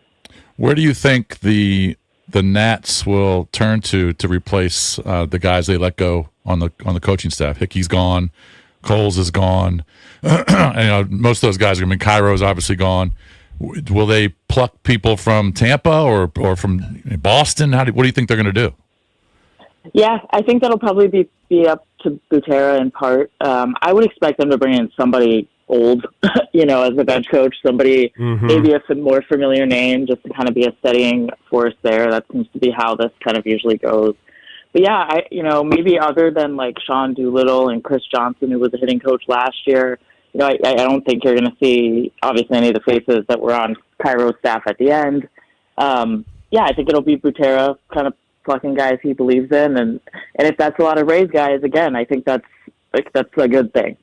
Why do you think Doolittle and the other guy, Johnson, why do you think those guys will potentially stick around? So Andrew Golden and Spencer, who cover the team, they basically have so far heard those two are the only ones who have not been told they won't be back. So, there's a chance. But I also think those two guys are smart with a lot of institutional knowledge. And, it seems like that's probably valuable to have a little bit of holdover around. Yeah, right. All right, then let's switch to the World Series. Get your take on that whole deal. Are you surprised the way it's played out? I mean, are we doing revisionist history here? Weren't the Dodgers big favorites going into this thing, Chelsea? Totally. Yeah. If they lose, it's a huge upset. I think honestly, it's been kind of a testament to how great the baseball postseason can be. That you've got this team that was supposed to ruin everything, and they can be beaten. It's not automatic. It's anything but. So, yeah. But I mean, if they lose, it's a big upset, and I think a lot of people will be very happy because we've got a late '90s Yankees thing going on with the Dodgers, and I think it's great for baseball that people can watch to either really root for them to do things that have never been done before, or root that they disappear off the face of the earth. Well, if there's one pitcher for the Dodgers you went out there in an elimination game, it's Yamamoto, who's been unbelievable. He's got back-to-back complete games. You never see complete games in baseball. But his last two postseason games against Toronto, last Saturday, 9 innings, 1 earned run. Last Tuesday against Milwaukee, 9 innings, complete game, beat them 5-1. So if there's one guy you want out there, if you're the Davey Roberts, it's Yamamoto. Yeah, and he's just like crazy. I think people are starting to kind of notice him, maybe who aren't day to day baseball people. But I mean, that guy is about my height, probably about my weight, and throws 100 and can keep his velocity longer than anyone in baseball. I mean, it's insane. He's insane. So yeah, he's really special, and that's the thing. I mean, the Dodgers have the special guys because they pay for them. So, do you think this goes 7? Do you think this goes to tomorrow? I think so. But who knows? The Dodgers looked pretty bad the other night, so we'll see. Okay. And so, what did they say that the plan potentially is for Ohtani if it goes 7? He'll start. He'll start, right? Is that the idea? Yeah, definitely to pitch in some way. My understanding is they haven't kind of committed to the exact place, and various things were kind of thrown out there. But I think it's easier for them if he starts. Yeah, but it'd be fascinating if he came in for like the 9th or something. That would be absolutely insane. What about Max? Are we going to see any more Max? Might have to. We might have to. I think if he's in the game, it's probably not great for the Blue Jays at this point, just because he wouldn't be the scheduled starter. But yeah, he certainly thinks he's going to pitch again. So yeah, it'll be fascinating. Every time now it could be the last time. Certainly the last time in the World Series. So yeah, something to watch for sure. Yeah, he was fired up just watching the young pitcher go at it in this last game. He's unbelievable. I still love his energy. Everything about that guy. Yeah, he's nuts. He's nuts this time of year. I saw him after the Dodgers, clinched the pennant, and he goes, "It's happening again. It's happening again." It's like he's like a little kid. It's crazy. Right. All right, Chelsea. All right, well, enjoy the game tonight. Happy Halloween to you. Yeah, you too. Thanks for having me. Yeah, thank you, Chelsea. Appreciate it. I feel like if they go Max in Game 7, you're just hoping to get 3 innings. If he's going to go more than 4, well, I think it's one of those deals where they can just throw everybody at you. Yeah, everyone's on deck. They probably don't let him get one batter on base. Yeah, but Gausman goes tonight and against Yamamoto. But if they go 7, I mean, you probably got to go Max, or you just throw a guy out there, you throw a bullpen out there, and hope that you get a decent amount of production from Max. But it'll be fun tonight. I still can't get. I keep looking at JP's penis head. You can't take your eyes off it. I can't stop looking at it. You want me to take it off? No, attention grabber. It's fine. I know it's supposed to be Jeff Bezos or any ball guy, but it's all good. It doesn't match my skin. It looks better on the picture. You're going to a party tonight? I'm not. Okay, you wouldn't actually wear that, would you? No, I think my daughter is going to be Harley Quinn. No chance he knows who that is. He doesn't know who Scooby-Doo is. He doesn't know who's Harley Quinn. She's a DC Comics character, I believe, enemy of Batman. She was played by Margot Robbie. Margot Robbie looked hot, bat, and then just I actually thought she was an actress. So I think I have a mask, a Joker mask that I could use if we wanted to go with the whole theme. Right. But I don't know. Not a bad idea. All right, when we come back, we are going to do our weekend parlay. I had to reload my FanDuel account, by the way. Oh, yeah? Oh, yeah. Replenish? It was well, you said we're going to win during the NFL season. I did. All right, so this is the weekend. So when we come back, we will do our weekend parlay. And don't forget, Brandon Duham from the Caps. He'll join us coming up at 8:45. Commanders fans, this is for you. Level up with the brand new AAA Commanders MVP membership. You get all the benefits of AAA, such as 24/7 roadside assistance, plus chances to win game tickets, access to exclusive team events and experiences, along with 15% off Commanders gear at the online pro shop. Already a AAA member? Add the Commanders MVP membership for free. Head to AAA.com/Commanders to upgrade or join the squad and put your fandom in drive.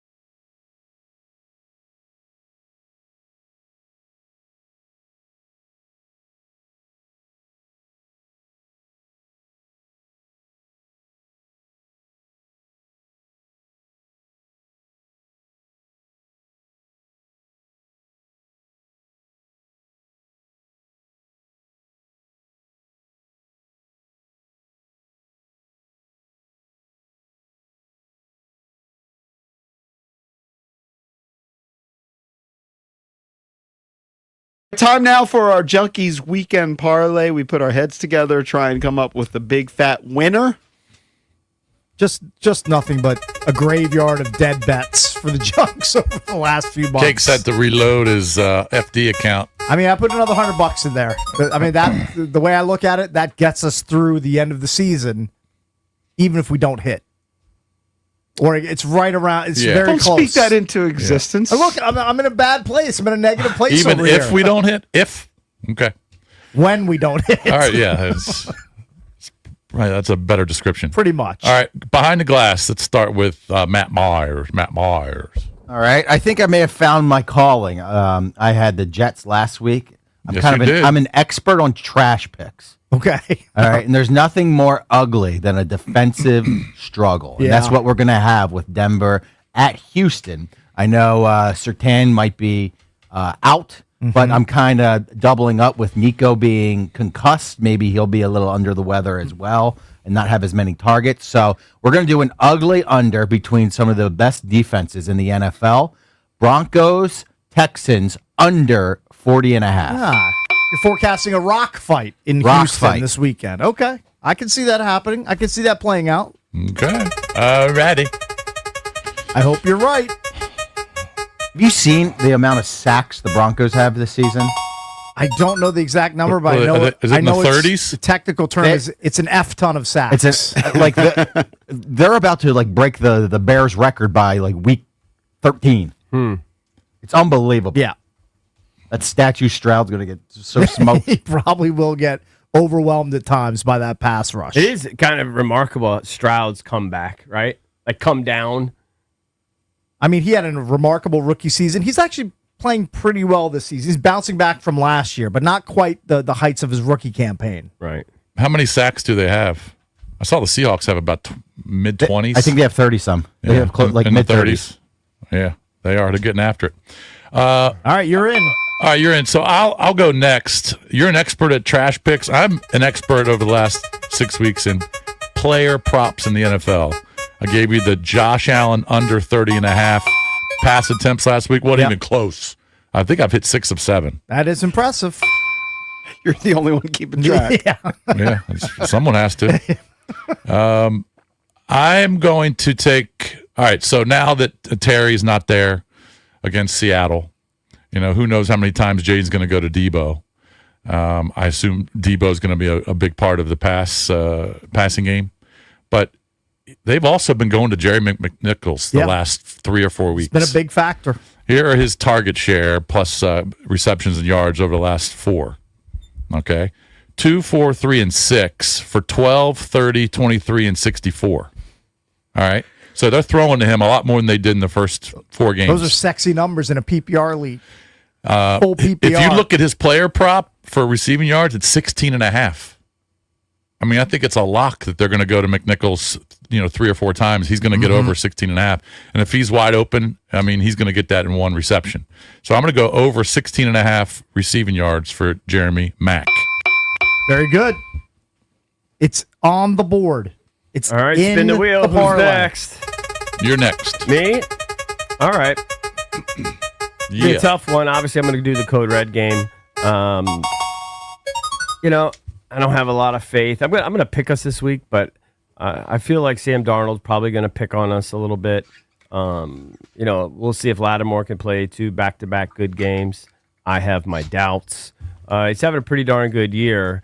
If anybody thought he was a one-year wonder, he's passed for 1,700 yards, Cakes. He's got 12 touchdowns, just 4 interceptions. He's got a QBR that's 7th in the NFL at 72.2. That's pretty friggin' high. I'm going to go over the passing yards of 250. That's the alt passing yards number. He's gone for 295 against Pittsburgh. He's gone for 242, so just barely missed that number against Arizona. 341 against Tampa and 295 against Jacksonville.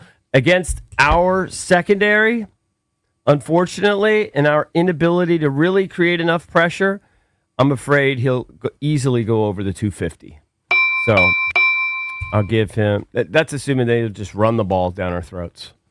Hopefully we can stop the run a little bit, force him to pass. I think Jackson Smith and Jigba's reception prop is 6.5. I love the over. Oh, Yeah. love that over. Yeah, I think it's minus 140, but you're going to lay some money. But I love that. That's not part of the parlay. That's not. I'm just giving you another one I like. No. Just an But extra. over 250. It's still plus money. It's very small, but it's plus money. All right, you're in. All right, JP, you up? I don't know. That's up to the boss man. You got people behind the glass. I don't like the penis head. I'm going to go behind the glass again. I think we have to be careful as the way we reference. You can't combine those two words. Yeah, Jeff they're Bezos. toys. Oh, sorry. All right, you got to get dumped. Or Kojak. I don't know what I can say anymore. All right, Mike Moore. So this game tomorrow will be going down during the meat and potatoes of my party. So I'll be about 7 serve size deep, give or take. Tennessee against Oklahoma under the lights in prime time. Give me Tennessee money line minus 132. They're going to be wearing their blackout uniforms, so it's just going to be an absolute show at nighttime. They're 4-1 when wearing those jerseys. Must-win game for both teams in the SEC. They're both 6-2. Good old Rocky Top. They got to defend home turf and stomp on the Sooners. Yeah, this is an elimination game for college football playoff for the loser of this. All right, you're in Tennessee. None of us received our invites. Money. By the way, I'm convinced that Mike Marr, Marr. he either bets on UFC guys or Tennessee football. It's what Yeah, he went over in the Tennessee Bama game. It's the only thing he ever picks. And I like it. Hey, speaking of college football, did you see you guys went super viral with Rivals yesterday? I did not. Was that About the visit. Yeah, about the visit. The Loxley talking about his guy going to South Carolina. About getting Zion paid. Ely taking a visit. I didn't see that. I saw that the guy that Jeff Ehrman put something up. Ehrman did something about it. Then Rivals credited you guys. Ah, very good. Oh, that's good. Yeah. Look at us. I mean, Look they at have us like a making 250,000 waves. followers. Excellent. Did they clip the audio? Put the audio in there, or they just had the quote from? I Locks? think they just had the quote. They didn't clip the audio. Okay, that's cool. Also, Very cool. speaking of college football, we need to get our hands on those Terps tumblers, those Yetis that they're giving out Haven't seen those. for homecoming. Well, Benj is going. Benj. They're silly. They're giving them out. No, I like think the they're first- $40. Oh, they're and they come with a $40? drink ticket. Oh, okay. All right. Very Benj. good. Benj. We've got some inside connections there. We All can right. make that happen, I'm Speaking sure. of Benj, you're up next. It's been a rough couple of weeks for Deebo Samuel. It's no question he's been hampered by that heel injury, but I was talking about it. They haven't mentioned him all week. We he's kinda off the forgot injury him. report. Huh? He's off the injury report. Yeah, he's off the injury Yeah. So report. that's feels good good to see. And as Bish mentioned, he's going to be a big feature in the passing game on Sunday with Terry out, Jaden back in the lineup. They tried to get him going early against KC, then he Just didn't have goofed anything. up Yeah. and blew that first drive. That was Yeah. bad. He's not making that same mistake again. They're going to get him going early in this one. 15-plus receiving yards in the first quarter for Deebo Samuel. Ooh. I All right, actually it's like in. that. What's your number on that? Plus 148. Okay. I actually like that unfunny, Ben. All right. That just leaves John Paul Flame. All right, so the Dallas Cowboys defense absolutely stinks. There are quarterback questions for the Arizona Cardinals. Cakes mentioned before, it might not be Kyler Murray, but if it's not Kyler Murray, it'll be Jacoby Brissett. You look at his last 2 games, 2 touchdown passes, 320 yards against the Colts, 2 touchdown passes, 279 yards against the Green Bay Packers. I'm not going to make a Brissett play. I'm going to make the best receiver play, Trey McBride, who in his last 2 games has 3 touchdown catches. So I'm going to go Trey McBride, anytime touchdown. I believe it is plus 110. Very good. All right. Recap. Your pal Scooby-Doo feels slighted. You did not get my pick. Oh, I'm sorry, Scooby. All All right, right, Scoob's up. I've got Jackson Dart, anytime tutty scorer for the We need to Giants. run one in.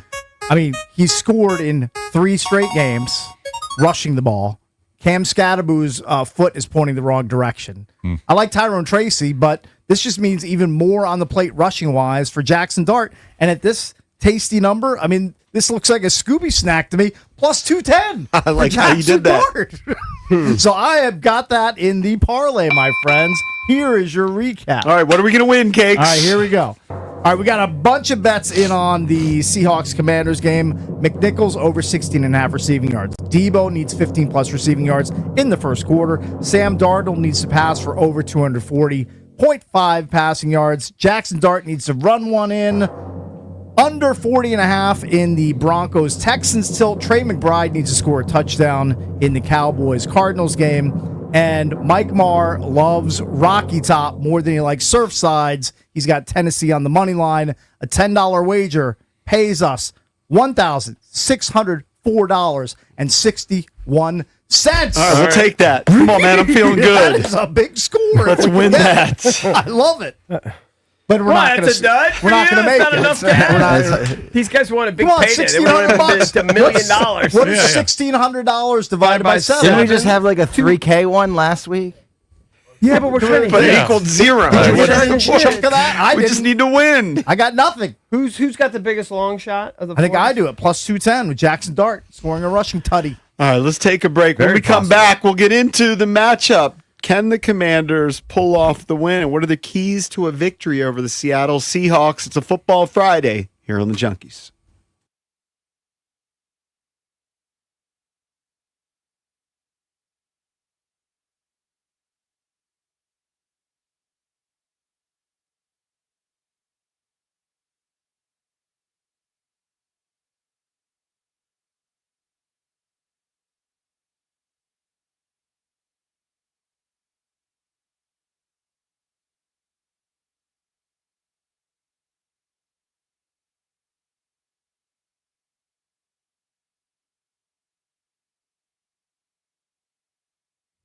All right, guys, you know me. I'm always out there trying to keep up on the golf course, the tennis court. Just got my bike fixed. I'm going to be back out there on the bike streets cakes.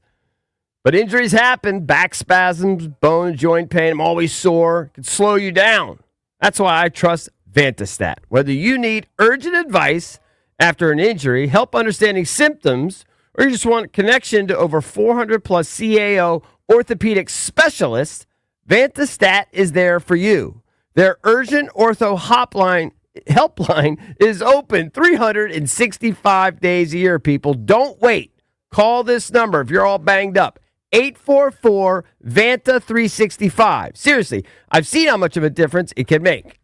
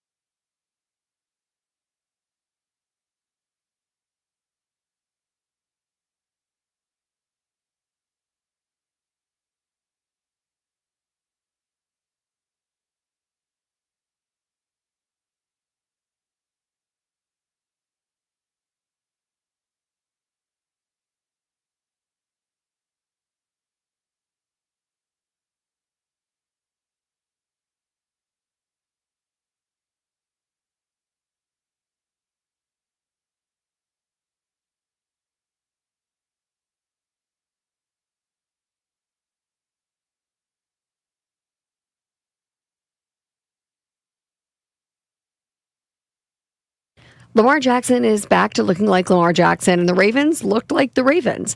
In his first action since missing a month with a hamstring injury, Lamar Jackson threw for 4 touchdown passes, leading Baltimore to a dominant 28-6 victory over the Dolphins. The Dolphins scored a field goal on their opening drive and forced a quick 3-and-out, and then Miami just crumbled and Baltimore took over for the duration of the contest. Some college sports news: LSU and their athletic director, Scott Woodward, have agreed to part ways. This significant change atop the Tigers organization comes amid a football coaching search that's going to hire a replacement for Brian Kelly, who was ousted from the team last Sunday. And last night, the Wizards, they dropped their matchup with the Oklahoma City Thunder 127-108. From the Crop Medcap 5-Star Sports Desk, Savannah McCann on the Fan.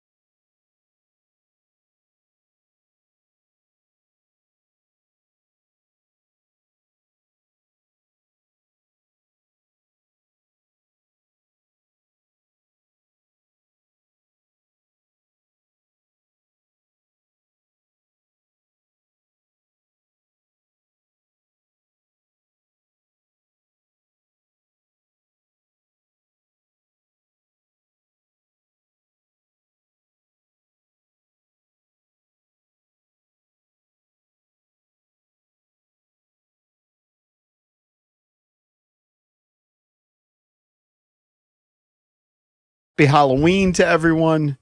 Cake's dressed up as Scooby-Doo. EB couldn't identify him as Scooby-Doo, which was unbelievable. Well, how's that unbelievable? It just looks like... I mean, I didn't see the SD. But if you just saw the maybe you just looks like didn't a see regular the dog top. to me. I If mean, I you don't know. What's the difference? That doesn't look like Scooby-Doo. Yeah, but like Scooby-Doo. you know what I don't- Snoopy looks like, don't you? Snoopy's a very distinctive... So is Scooby-Doo. So distinctive. I just haven't seen Scooby-Doo's in 50 years. What breed of dog is Scooby-Doo? I want to hear your guess. I'm not even no sure. idea. You don't know? Doberman. I have no idea. No, that's not a bad That's not a guess. bad guess. That's not a terrible What guess. is it? I don't know. Definitely a Great It's Dane. a Great Dane. Yeah, I don't know that kind of stuff. How about Snoopy? You should know that one. You should know Snoopy. What type It of dog you look is like Snoopy? you're about to say it. Just go with your gut. Poodle. No. You're saying you're doing No. a bit. That's what I was Does going to Snoopy say. look like a poodle? No, I don't know dogs, though. If we said Three's Company is a clue, It's a good clue. It's a solid clue. you have to kind of dig deeper. Maybe go downstairs where they would hang out I don't remember the name of the at the restaurant. Regal Beagle. Beagle. The Beagle. Snoopy's a beagle. Yeah, I'm telling you, I don't know dogs. I know labs. I know what a lab is. Okay, and a well, that's golden one breed. retriever. And I think You know what a Chihuahua is? All right, Yeah, this is a little tiny little this is a non-binding bet. I will give you $1 trillion if you can name Snoopy's bird sidekick. He knows that. He's yellow. He's got to know that. No chance he knows it. You don't know the bird? No, he doesn't. He's not gonna know. I haven't watched that since I was 5 years old. Okay, but I guarantee you remember Pigpen and Yeah, but Charlie Brown. Mark, you realize like JP hasn't watched it since he was 5. That's not an excuse. Cakes hasn't watched Scooby-Doo since he was a kid. Maybe they watched it with their kids or something. I don't know. Maybe they just. I don't know. It's an excuse for me. Hold up, wait a second. Do you remember Pigpen? No. What's Pigpen?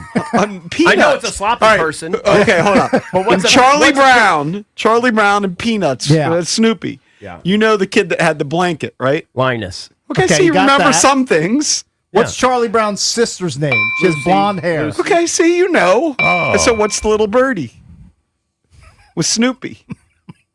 What's I the, don't what's remember the that. initials? All right, yeah, I'll give you a Starts hint. with a I'll give you a W. hint. Yeah. It's the same name as a very famous music festival. The HF Festival. Starts with a W. Oh, wait, hold on. Like maybe the most famous music festival of all time. Lollapalooza. That starts with a W. Woodstock, Ricky. Woodstock. You know, it doesn't Birthdays, matter. Woodstock. It doesn't matter. It's stupid. Okay, but at least you remembered Linus. I'm with you. It's dumb. I just don't know that. No stuff. one cares about Snoopy. Yeah, but you can identify him. I mean, barely. You can identify. Did you think the last thing I think about is Woodstock Why are you so angry? because that's me. It's his brand. You knew that was Scooby Doo, though, right? I knew it was Scooby Doo. Yeah, Well, it's just but I unfounded. wouldn't make fun of someone who doesn't know who it is. That's fine. I appreciate that. Yeah, I'm behind you. I just thought it was. I didn't. I'm behind you. I didn't even care enough to look. Yeah. It looked like a dog or bear costume. That's what I thought. A bear? A dog or a bear. From afar, I looked at it for 1 second. See, I examined it. dancing bear. Yeah, maybe he's a dancing bear. Hey, it does kind of look like him and Amy like dress up and do furry stuff together with that costume. Actually, now that you He does full mention it, outfits because the last one you had a Donald Duck full outfit. I've had Donald Duck. He has a lot of outfits. You know what I mean? he likes to play dress up. He likes to. I bought this yesterday at TJ Maxx. Oh. This wasn't like hanging around. Are my you going to closet. sit out in front of your house with your wife? I think I'll just And wait hand for the out kids candy? to come up I think into he's the a house. role play guy. Oh. I think he's a role play guy. Hey, there's not a 0% chance that Cakes has mounted Amy in that thing before. Oh, geez. I just bought it last night. Hey, do you think he's a handcuffs guy? A Lock. handcuffs guy? Lock. I don't know. Am I? Have you ever owned a pair of handcuffs? I don't know. Have I? Oh, That's a yes. Hey, That's the biggest yes. I don't in the know. hey, will history. Amy dress up as Velma with you? Who knows? You never know where the night will take you. But I'm guessing no. I can't believe he's a handcuffs guy. I mean, he just admitted it. Pretty There was much. no- there was no Face. admittance. I could just see the face. I read the can't body even- language. Hey, do you think he's a handcuffs guy or Amy's a handcuffs girl? Right. Right? I think who knows? it's more Cakes. Okay. I think Cakes is more the domineering one. These are just accusations. These are the people thinking out loud. Dude, I think if I had to bet my life on it, if there was a gun to my head, I would say Cakes is a handcuffs guy. he's somewhere in the dresser drawer. There's some Got handcuffs. handcuffs. Somewhere. Yep. You would lose that And bet. not I've just never been a handcuffs not guy. just in fantasy football either. He let us on. I do like handcuffing in fantasy football. That is true. All right, then I would lose. I would lose my life. AEB, one last one. Who used to pull the football from Charlie Brown? I remember the bit. He would always fall for it too. The big dummy, big blockhead. Yeah. She'd always convince him that this time she Yep. wasn't going to pull the football. It wasn't Lucy? It It was Lucy. Good call. Didn't we just mention Lucy? Yes. Yeah. Okay. all right. You nailed You that. just threw me. You acted like there was maybe another character or something that I didn't know. By the way, speaking of anger, Ben's on the phone. But remember Dennis from Reston called the other day? Yes. Yeah. And I said, "Oh, Dennis is going to be angry. He's pissed off." He doesn't like it when we call him He doesn't angry. like it when you say that. And we hung up on him. I Yeah. guess. Oh, he lost his mind? He got mad? No, I think we hung up on him, Okay. didn't we? Anyway, Yeah, so he something called happened. back and he was so pissed at me. So you were right. He was salty at you specifically. Yeah, because he goes, "I'm not mad." He goes, "Bishop's always the one that's mad." So he called back and he was bitching at Ben. Didn't he call back and bitch at you? Yeah. You guys can have a mad off. Has he called today? Yet? No, he said he might not call back, but he tells me that every week. he can't help he gets- himself. He he loves gets us, frustrated, even yeah. though we goof on him. He's mad you guys didn't put him on 4 times in a row, and then when he did come on, you guys hung up on him real quick. I don't know I why can't we hung remember up why. on I him. think he maybe was saying something that we thought was maybe silly, and then we just wanted to move on. His phone was cutting out a little bit. Oh, maybe in the And phone maybe it was the cutting out. phone. Yeah. Anyway, Doesn't matter. Don't Dennis take it from personally. Reston, if you're listening, give us a call. Give Don't us your take it pick. personally. We're just having fun. All right, so Commanders Look, Cakes. against the Seahawks Sunday night. Commanders have lost 3 in a row. Seahawks, one of the better teams in the NFC. You went through some of the Seahawks' strengths, whether it's Sam Darnold, JSN at wide receiver. That's their their biggest defense has been really good. They're shutting down the run. What does Washington have to do to win this game? What are their keys to Cliches. victory? They're the same cliches. They're always no matter who you're playing. It's sustained drives, keep their offense off the field. Yeah, right? but if you have to Create point to somebody having a turnovers. big game, I I've know got 2 specifics. other people have said Debo earlier. Do you have a specific thing that Washington has to do to win this game? Yes. And this is a low bar. Yeah. They need to rush as a team for at least 100 yards. And I know that's a low number compared to what they've done to some other teams. Well, that's in the 25 past. more than what they allow. That's exactly what I mean. Like if you're able to have some success against the best rushing defense in the league, that helps them keep drives alive. You don't have to fully lean on Jaden Daniels to pass you to victory. Like let Jaden run some, get Bill 12 to 15 carries. If you just Gain 100, 110 rushing yards, and I think that's a big key. If you just looked at the stats and where they are in rushing, they're still third in the league in rushing at 136 yards. But I feel like all of that was built early in the season. and we've just been dying a slow death here in the last 4 or 5 weeks. Yeah, on the Giants ground. game, they went I agree with you. They opened the season, the Giants game, over 200 yards. They had over 200 yards in the Raiders game as well. Kind of building off what you're saying, just getting more specific, I do think they need a Bill bounce back. And if you want to chime in, 1-800-636-1067. If Washington is to win their game I have another one against Seattle, what is your key to victory? Who needs to step up? So, Bill, last 3 games, he has that monster game against the Chargers, goes for $111, averaged 8 yards a carry with 2 touchdowns. Since then, he went for 61 against Chicago, 33 against Dallas, 25 against Kansas City. That's a negative direction. They need a Bill bounce back to get this game going. And I do think you're at 100. I would put it at 125. I think they need that'd be great too. 40 to 50 from Jaden, 70 plus from Bill, sprinkle in some McNichols, Rodriguez if you want to give them a couple carries, whatever. But they need to get back to close to their average of yards per game on the ground. I need Jaden to be a superstar. I need him to put on the cape. That's what I was going to say. This was the time last season, about the time, maybe a little bit later, where we're like, just got to let Jaden cook. That was at 7-5. He needs to get back into that mode. Get back in the kitchen, Jaden. And we needed to see 2024 Jaden. Eric, you read my mind. I was going to say, and I think it's obvious to say it, but they have to lean on him. He's got to be the guy. He's got to be special. He can't turn the ball over. No stupid They got to stuff. win the turnover battle. Defensively, I don't know how they're going to do it, but they've got to just keep JSN. Can I compliment you? Yes. I think, compliment what you're saying, I think your boy has to do the unthinkable. He has to have back-to-back good games. Lattimore? Lattimore has to do the unthinkable. I don't know how much he's going to be on JSN. I doubt he's going to be on an island with him. I don't know what they're going to do defensively. Cakes, you can text Joe Witt on that later today. Yeah, I'm sure I'm going to do that. But they just have to keep JSN in check. They can't let him go for 9 and 140 in a score. I mean, that's just going to kill you. You got to keep him in that 5, 6, 7 range for 85 and keep him out of the end zone. That's going to be difficult. But JSN you got to keep him in check, and then Jaden's got to be the guy. Weather looks like it will not be a factor. No slippery balls for Jaden like in the Chicago games. Let's take good care of the ball. Yeah. 1-800-636-1067. And I think defensively, you're going to worry about JSN. You're going to worry about that passing offense. But and we just heard Baldy. I think it was Baldy who was hyping up Kenneth Walker. Yeah. I mean, he likes him. He can be a good running back. You got to shut down that running game. EB, maybe they can figure out a way if the interior guys you said are playing good. Supposedly and the stopping fourth the in run, the NFL up the middle defense. They got to figure something out on the outside. They moved Luvu from linebacker to defensive end. That didn't necessarily work in terms of stopping the run. Maybe you got to Tyler Owens, Jeremy Reeves. You got to do something. They did some tweaking last week. Maybe they'll do some more tweaking. Yeah, I mean, they brought the young guys in. They played a lot more snaps. Is it possible they played Johnny Newton more? Is it possible to play Newton alongside Payne and to play Kinlaw on the outside to stop the run? I'm ignorant, but sure. It sounds good to me. Sounds good to me. By the way, Darnold's only been sacked 9 times through 7 games. Yeah. Like they do a really good job of protecting him. They protect him. Good job of establishing the run. Get their hands up. Get in those passing lanes, right? Deron Payne Bat had that. some balls down. Didn't he have that game where he batted 2 or 3 balls down I think in a row? He was at least 2 in really one insane game. sequence there. We need some of that stuff. I mean, it's still an uphill battle, even if they do win. But if they win, you feel a lot you're better. going to feel really good. You're going to feel good about your chances to beat Detroit the next week at home. But it's a big one. The one thing I will say, we had Vaughn on Wednesday, and Vaughn just is so effusive about this coaching staff. And Vaughn's been around, right? He's had a lot of staffs he's played for. Mm-hmm.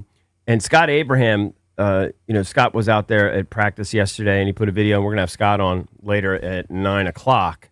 He had a video of them just coming out to practice, just the guys just taking the field. And Quinn and those coaches have those boys fired up. Mm-hmm. I mean, it was noticeable, the energy that those guys have, considering the spot that they're in, the downward spiral they're in, is impressive. I'm telling you, I have a vibe that they're going to run right at Seattle and have some success. Even though statistically that is Seattle's strength, stopping the run.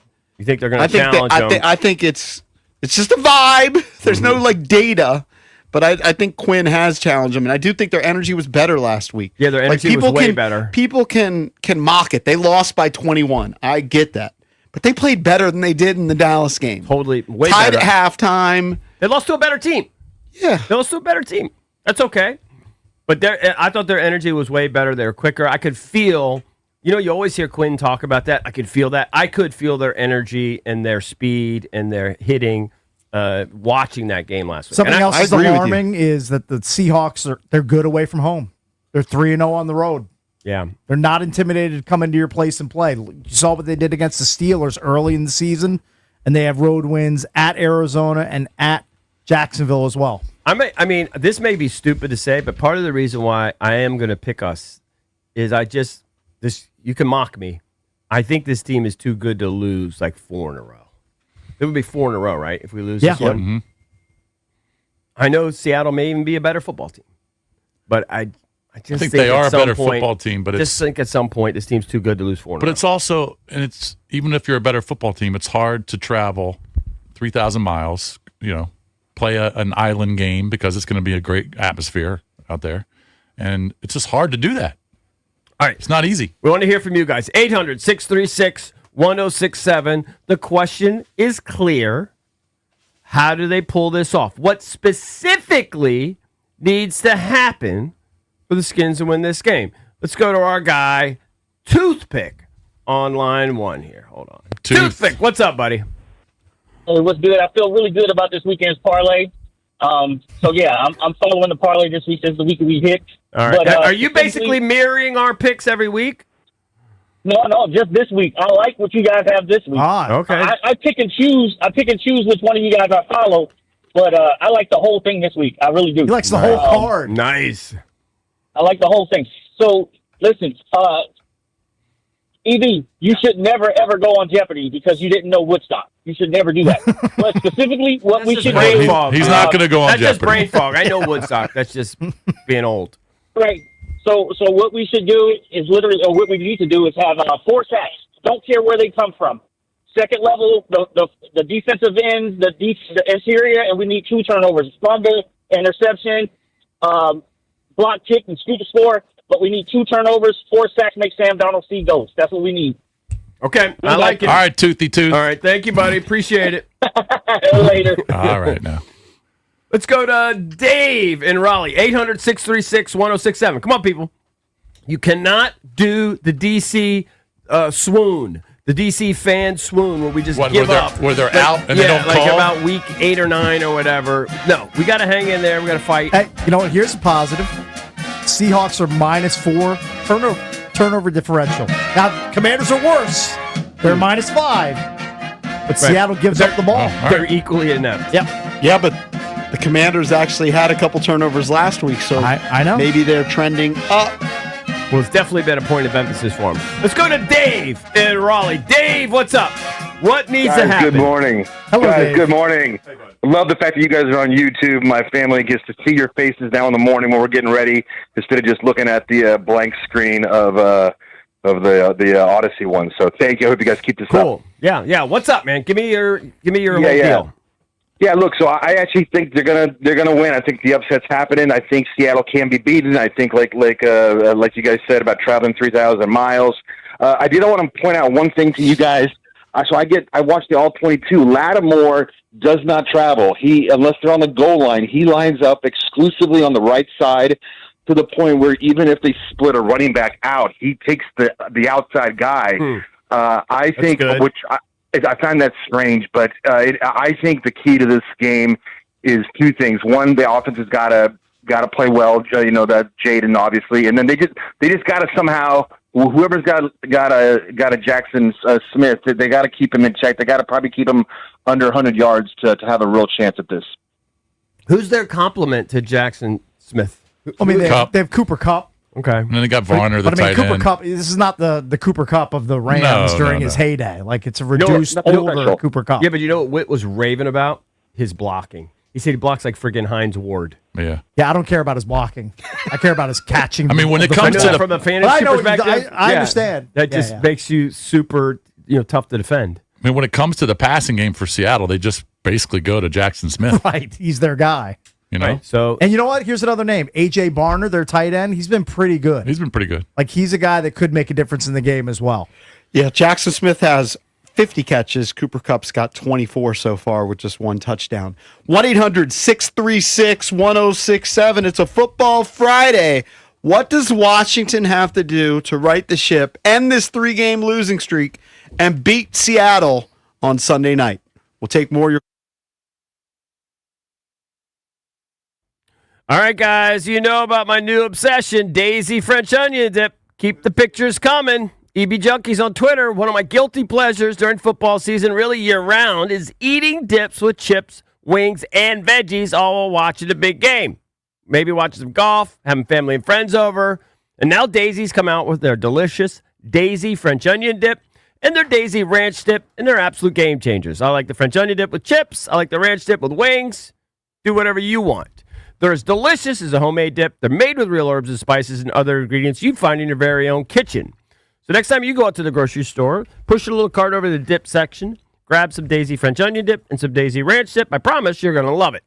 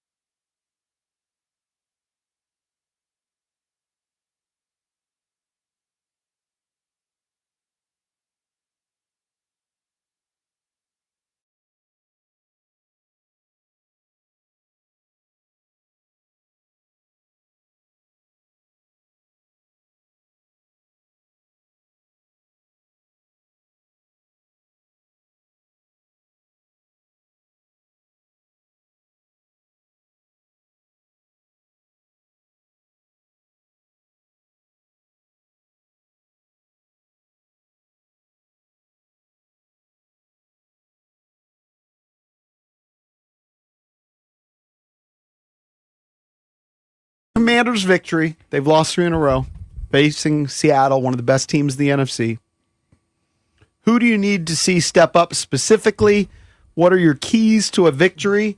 Looking at our YouTube chat, YouTube Live, Xavier writes, Washington win if Seattle quarterback Sam Darnold gets knocked out. Okay. And it says, stick to the run. Play Chris Rodriguez more. Platoon McGee and Wagner. I just don't see them platooning Wagner. He plays every snap. They're pretty steadfast. They don't have another option. It's clear. If they did, they wouldn't be playing old-ass Bobby Wagner every single snap. But they did make some tweaks last week and did play the young guys a little bit more. They did. They needed to do more of that. But it wasn't at Bobby's expense. See, people were hoping it would be at Bobby's expense. No, nothing personal, but you just want younger, fresher legs out there. And I don't like to be an ageist and think you always have to be the young. I don't think you have to be the youngest team. It's just, it's got to the point with Bobby where, like, bums like me can see. It just doesn't have the range. I mean, coverage, but he's still second in the NFL in tackles. That's fine, but he's great at they're that. going to have to prepare for life after Bobby Wagner because that's coming probably at the end of the season. You can't always have the security blanket of Bobby Wagner being around. So it'd be nice to groom somebody in the interim. You got to play who you got now. I understand. I mean, you don't have many options. Yeah, the options are definitely limited. And it doesn't sound like they're going to add anything. You know, like especially like a wide receiver. You know, people are throwing out there where they're going to maybe add something. Mm-hmm. Well, yeah, we'll see. DQ's like, no, we have the answers in this room. Here's one from L_load. Keys to the game. 1, JD must stay healthy. Okay, pretty obvious. 2, get number 26 involved in the running game, like 15 carries. That's McNichols. He's not going to get 15 carries. He might get to 5. Number 3, downfield passing to open up the run. And 4, need the D to have the best game of the year. I do think there is something to the downfield passing thing because I thought Mariota, I would probably give him a B for his performance, even though he only scored 7 points. I thought, in the first half he was dealing. I think he had 3 incompletions. One of them was the interception to Debo. He was 15 for 18. But there really wasn't anything downfield. Nothing stretching the field. Yeah. The touchdown pass to McLaurin was a long pass. He was all the way on the left hash. Would it go down as probably a 20-yarder? That was actually a really long pass. Left hash all the way to the right, kind of lobs it up and everything. But there weren't really downfield shots. We just need Jaden to be special. Jaden's got to be He needs to go find his cape, go in his closet, get his mommy, go in the closet. Cape shouldn't be hard to find. Have her find on that cape. Halloween, That's EB. right. Yeah. I mean, we could find some spares. We could go to the Halloween store and get him one if you can't find his. Is Jaden dressing up for Halloween? That's a good question. Tonight? Yeah. No. You don't think so? I'm going to say they have some sort of party. Teams usually have some sort of Halloween get-together and or party. I would. You know how like Russell likes to get rid of the ping pong table? Yeah. When your record is what our record is, there's no parties. No Halloween parties? I'm the no fun guy when you're like this. I don't want any fun. I need to be locked in, and everybody needs to be focused. You're Brad Pitt walking into the locker room in Moneyball and asking guys, is losing fun. Yeah. It's a great scene. Yeah. I barely remember it, but sure. Yeah. Giambi's goofy little brother's up dancing on a table, and Brad Pitt is so bitter. Yeah. He's not happy. I do not want my guys at some Halloween party tonight. Are you kidding? I need to be locked in. Maybe they already had it. Sit at home. You want to watch Netflix? Fine. I'm going to guess Jaden dresses up as something for Halloween. I'm not sure what it's going to be, but he's going to dress up as something. No non-football related fun. I want Jaden to dress up tonight. Hey, they are wearing the I mean, people are really happy with the jersey they're wearing and the helmet they're wearing. Super Bowl era threads. Love them. Eric, are you going to be angry if they are walking through the tunnel to the locker room in their Halloween costumes?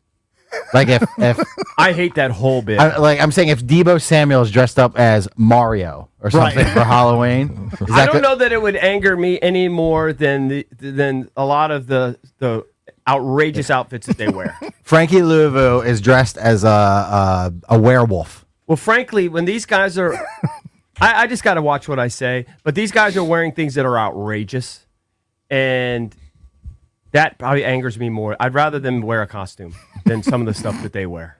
I told you Debo walked in with the leather pants last week. I mean, these guys are wearing like bondage outfits. I know. Like, it looks terrible. It's embarrassing. They think they look great. It's embarrassing. You get pissed me off. Because now I'm just thinking about it. Before last week, Marshawn should have dressed up as a ghost couldn't see him out of the field. A lot of shots at my boy. You could see him. He was committing penalties. Hey, will you be angry if Marshawn has like a scream mask on? I don't know. He wouldn't honestly recognize a scream mask. It's also true. He doesn't know what that is. What would differentiate a scream mask from any other? Google mask? scream mask, and it'll pop right up. I know. that. I'm making you actually Yeah, I put something know. in your Can't search you bar. just explain it? It's It's easier like to a see white it. mask that has a certain look You to it. pull it up, see if you recognize I'm it. sure I would describe it. recognize it, but I don't know. It's pretty He popular. probably didn't see any of the Scream I know movies. he hasn't seen it, but it's something that's that the big- one with just Jennifer pop Love culture. Hewitt in that? Yes. Yeah, I didn't see it. No, not Oh, it's Jennifer not Love Jennifer Love Hewitt. Hewitt? This No. is a scream mask. I wouldn't have known that. See, exactly. I would have just said that's a mask. I didn't know. That is horror noobs. Horror noobs. Kids. Yeah, What sort of mask does Jason Voorhees wear? a hockey mask. Hockey. Okay, so you know that. Yeah, Now that's yeah. You That's ask the him that lowest every one. Halloween. I know. He asks Like- him the same questions every Halloween. And one trick pony over there. Yeah. All right, I'm Alex 800-636 Still like 1067. We want to hear from you. Give us the scenario. Hey, my Johnny Newton move Kinlaw to end probably didn't work because he hasn't been practicing. who? Johnny Newton. He's on the injury report. Ankle, DNP Wednesday, DNP Thursday. That means Write him will off. not play Sunday. He's done ski. Unless he I didn't realize he had the ankle.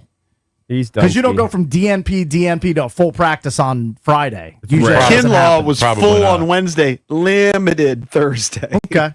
See how he fares today. That's fine. They're probably just Could they have give him limited time that off. just because like an old man day? I don't know. He ain't that old. All right, let's go to The Henry. guy's like Who, 27. Kinlaw? Yeah. Henry, what's up, buddy? You're all with the Junkies. By the way, that's a guy that doesn't need to dress up to terrify you. Hey, fellas, happy Friday. Happy Friday. Same. Happy Friday. Happy Halloween. What's up, buddy? Hey, Luke McCaffrey, 2 touchdowns. Jaden going to find his new receiver, and we're going to do better on those daggone 3rd and 1s. Get up under the center, follow your linebackers. First down. What about that? So you think McCaffrey goes off on Sunday Oh, night? you know what? In his honor, I will place that bet for like $1 on FanDuel. On what? McCaffrey? What will it Yeah, pay? on, What on will 2 that pay? tutties. Probably $1 billion. Right. I mean, I have no idea. It'll pay a lot. You got to put at least $5 on it. Better No, on he the ain't gonna first do and that. third Told you one. my Better on funds the are third one, limited. fellas. Put up 4. I'll give you one. If each of the junkies Sure, gives you one. I'll put $5 on something I know isn't going to happen. Right. All right. Do you Yeah, have I'll a score? front you the Did 5, you give us a Cakes. score, Henry? Okay, so here you go. $5. 27, Commanders 27, Seahawks 17. Close game. All right. Is that an under? I think it's an under. Right around I there. think What- the number's like 48 or 47 and a half. Yeah. What did he say? Was 27-7. What's that math? That's on that? 44. 44. That's an under. Definitely an under. Yeah. All right. Sorry, Valdez. I'm bad at math. I math's can not do working. over under math. You guys- DB Okay, is, I'm okay at it. Is Matt Gay good to go? Because I see he was limited as well in practice. I didn't understand why they so quickly cut. And I know this infuriates Cakes because he Right. just thinks you can pick up any bum. Right. But why'd they already cut the kicker? You want to Not begin right. with me? Or maybe he just did not impress in I am warm-up. so ungay. Maybe they were just like, ugh. Or they just thought the Gay was. Or they just. I mean, didn't they pick him up on Saturday? I know that's the Maybe Cakes they do the argument. same You can move. pick up any bum. They'll just pick him back up on Saturday. I still stand by fly my, him in. I stand by my credo. Yeah. I wonder what he made for that game just to come out. It's a great question. Come to Kansas City. What is he, look an up- engineer? You said something like that? Yeah, he was a chemical I don't engineer. know. I don't know what he worked, does I for thought you He brought it worked up. for. I did. He worked Okay, for you brought it Lockheed Martin. He probably made Oh, about he's like 15K he's at least. designing like missile defense systems. He probably stuff made like about that. 15 15 to 20K, I bet. Probably. Like It's a good league score. minimum for, for a game. for a week. Yeah. Speaking of which, Yeah. I actually, missile defense systems Yeah. kind of related. I followed Von Miller's recommendation. He came on the show and he said that he was watching A House of Dynamite on Netflix. Mm-hmm. I watched it. But you're not into it. You don't like it. Oh, I can tell that's you not give a it a good. lukewarm. I liked the first 25 minutes. And then you fell asleep. No, I didn't fall asleep. Watched the whole thing. Why are you so like lukewarm on it? It's I don't want to give anything away. It's one of those movies where it's kind of like real time, like very tense for 19 minutes, and then they do it over. And they do it over from You different know what? perspectives. I'm out. How many bald skull caps do you give it? 2. 2.5. 2.5. Okay. All right, that's terrible. Valdez, I need to hear No your thanks. Skins prediction. Our fan base, they've given up. I could tell. They've given up. This is what they do about week 8, week 9. Gotta And play I get the- it. I've kind of given up on the season as a whole. But for some reason this week. If they lose Sunday night, you wait.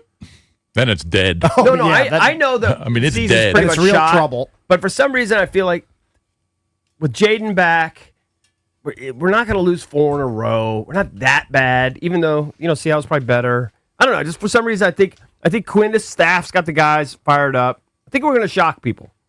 I think it's a close game.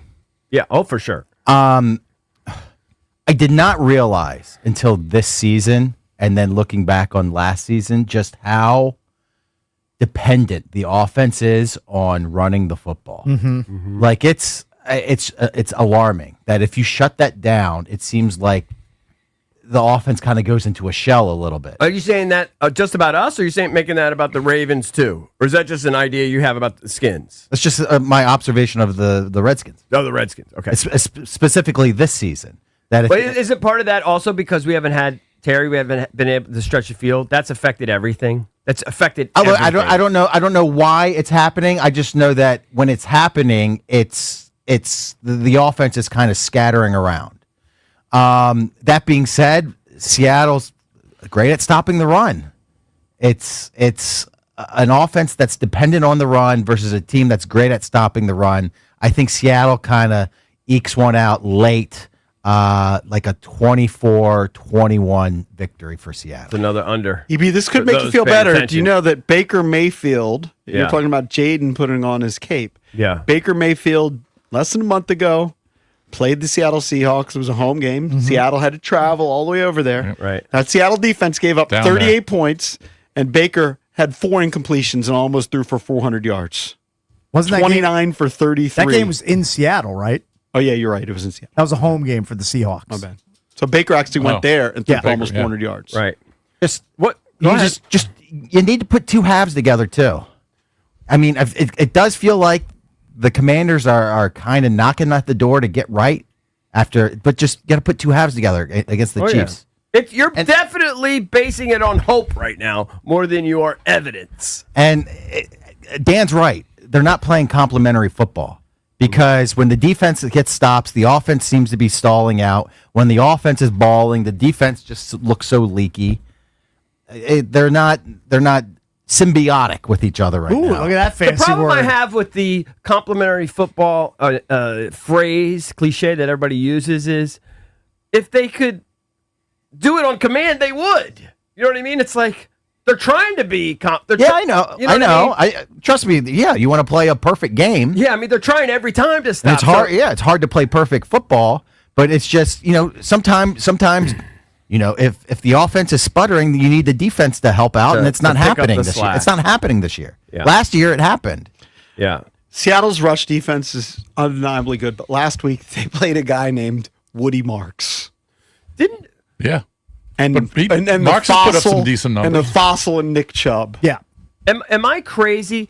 Wasn't there a game we played this season, Cakes, where we were going against a team that allegedly had a great run defense and we kind of shredded them? Was that Chargers? That was the Chargers. Yes. At that point, the Chargers Everybody was did have a hyping good up the run Chargers defense. run defense, Yep. and then we just gutted them. And we Honed them. and same thing. The Giants had an alleged good defense. Now they only put up 21 points in that game, but Yeah, they but were, Krosky Merritt had like 82 yards. They ran for over rushing. 200 yards. Yeah, exactly. Yep. 1-800-636-1067 is the number. We'll get back to the matchup a little bit later on a Football Friday with Scott Abraham from ABC7. But next we'll talk some Washington Capitals. Brandon Duhaime joins us here on the Junkies.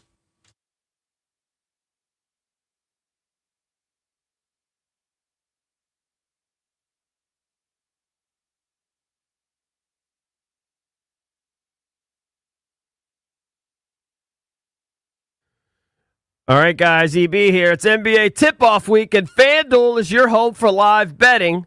So even if you missed the start of the game or you want to ride the hot hand, FanDuel has live bets on everything from who will score next to fourth quarter comebacks. Plus, you can even combine your live bets into a same-game parlay for a shot at a bigger payout. However you want to play, now is the perfect time to join because FanDuel is giving new customers $300 in bonus bets if your first $5 bet wins. Just visit FanDuel.com/EB to sign up today. That's FanDuel.com/EB. Play your game with FanDuel, an official sports betting partner of the NBA. FanDuel Sportsbook is the official partner of 106.7 The Fan. You must be 18 and over. Present in D.C. First online real money wager only. $5 first deposit required. Bonus issued as non-withdrawable bonus bets, which expire 7 days after receipt. Restrictions apply. See terms at sportsbook.fanduel.com. Gambling problem? Call, text 1-800-GAMBLER.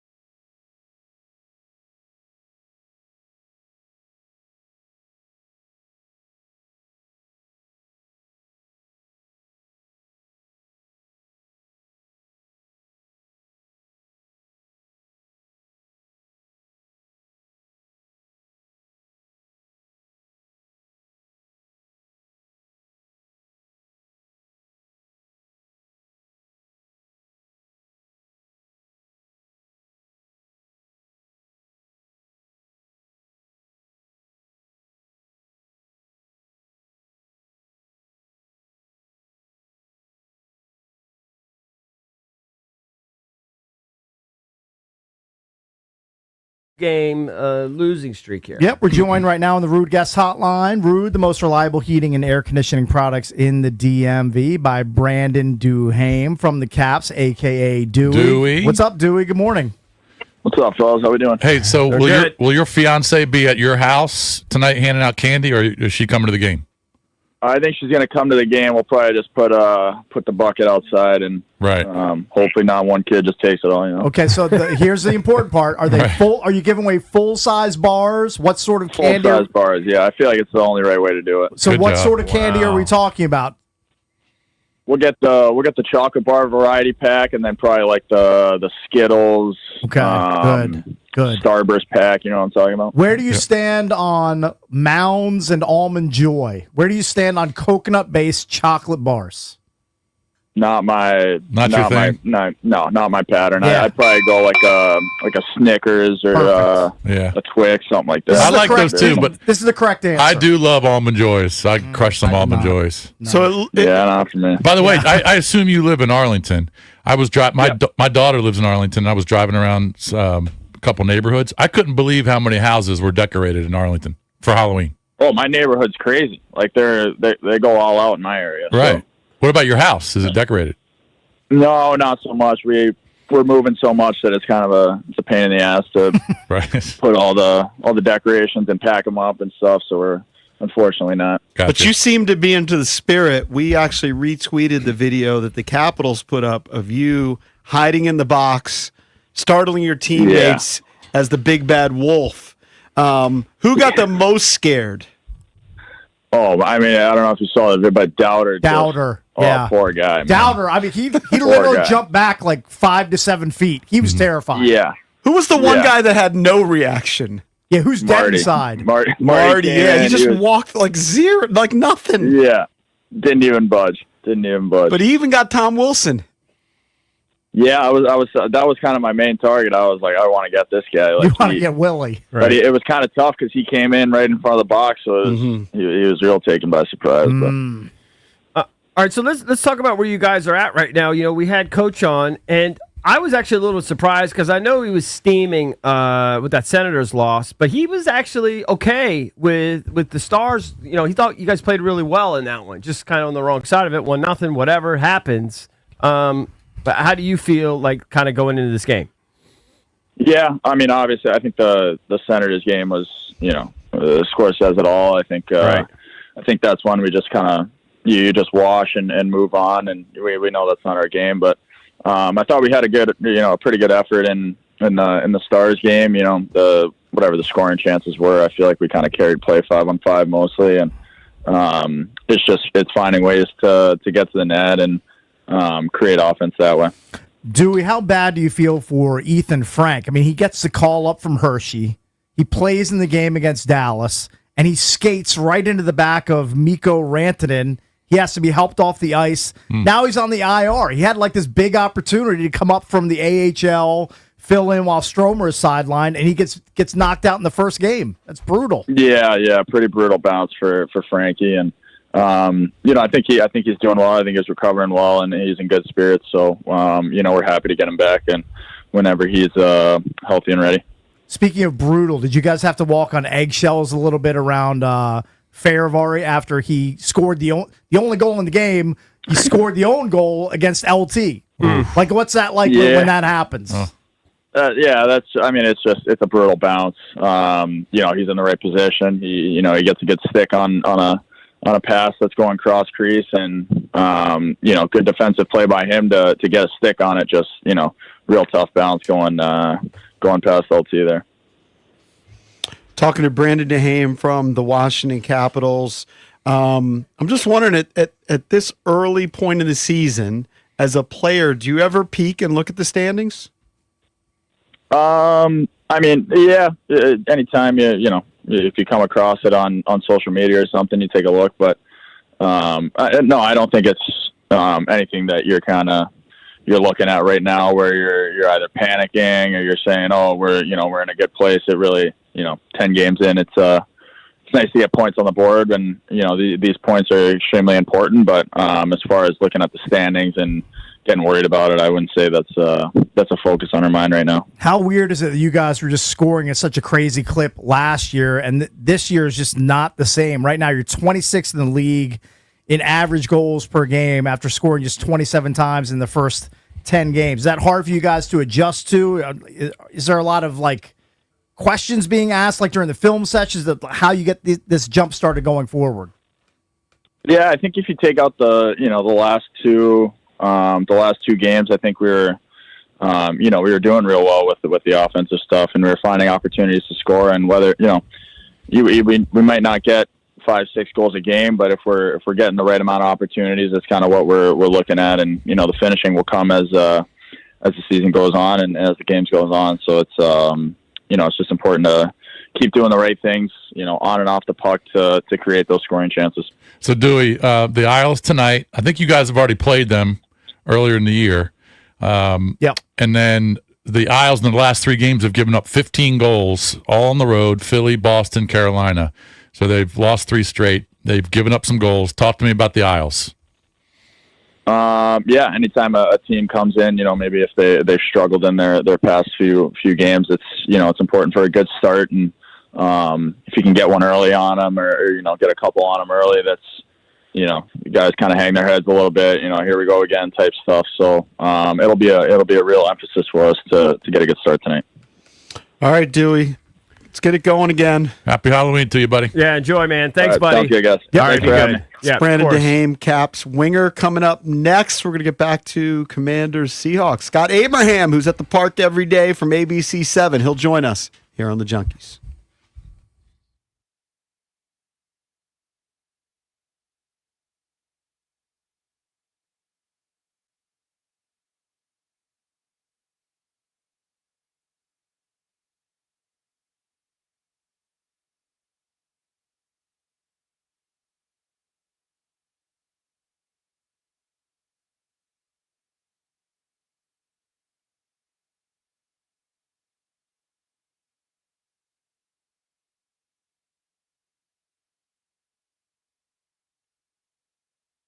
All right, guys, let me tell you about my new obsession, Daisy French onion dip. You know it.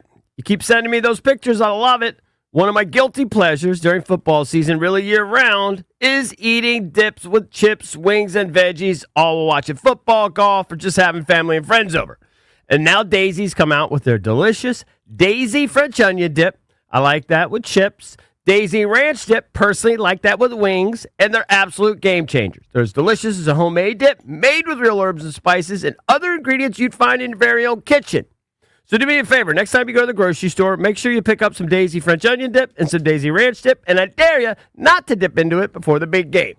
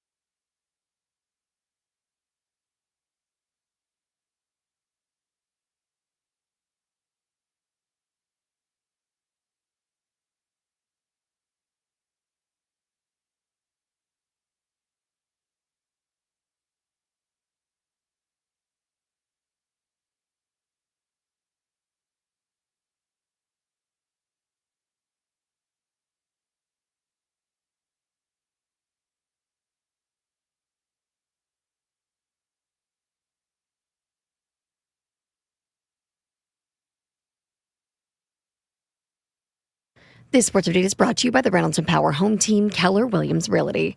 In the first game in 32 days, quarterback Lamar Jackson immediately returned to his MVP form and provided hope that the Ravens can get back into the playoff hunt. After missing 3 games because of a right hamstring injury, Jackson threw 4 touchdown passes in a 28-6 victory over the Dolphins. The Ravens have shaken off a 1-5 start to close within a game and a half of the AFC North leading Steelers. Speaking of this game, while he's already considered a shoo-in for future enshrinement in Canton, Ravens running back Derrick Henry all but sealed his eventual spot in the Hall of Fame. Last night, he rushed 19 times for 119 yards and became the 17th player in NFL history to amass 12,000 career rushing yards. And C.J. McCollum had 19 points, and Bilal Coulibaly added 16 for Washington, but they ended up losing their 3rd straight, falling to 1-4 on the season, dropping last night's matchup to the Oklahoma City Thunder 127-108. From the Crop Medcap 5-Star Sports Desk, Savannah McCann on the Fan.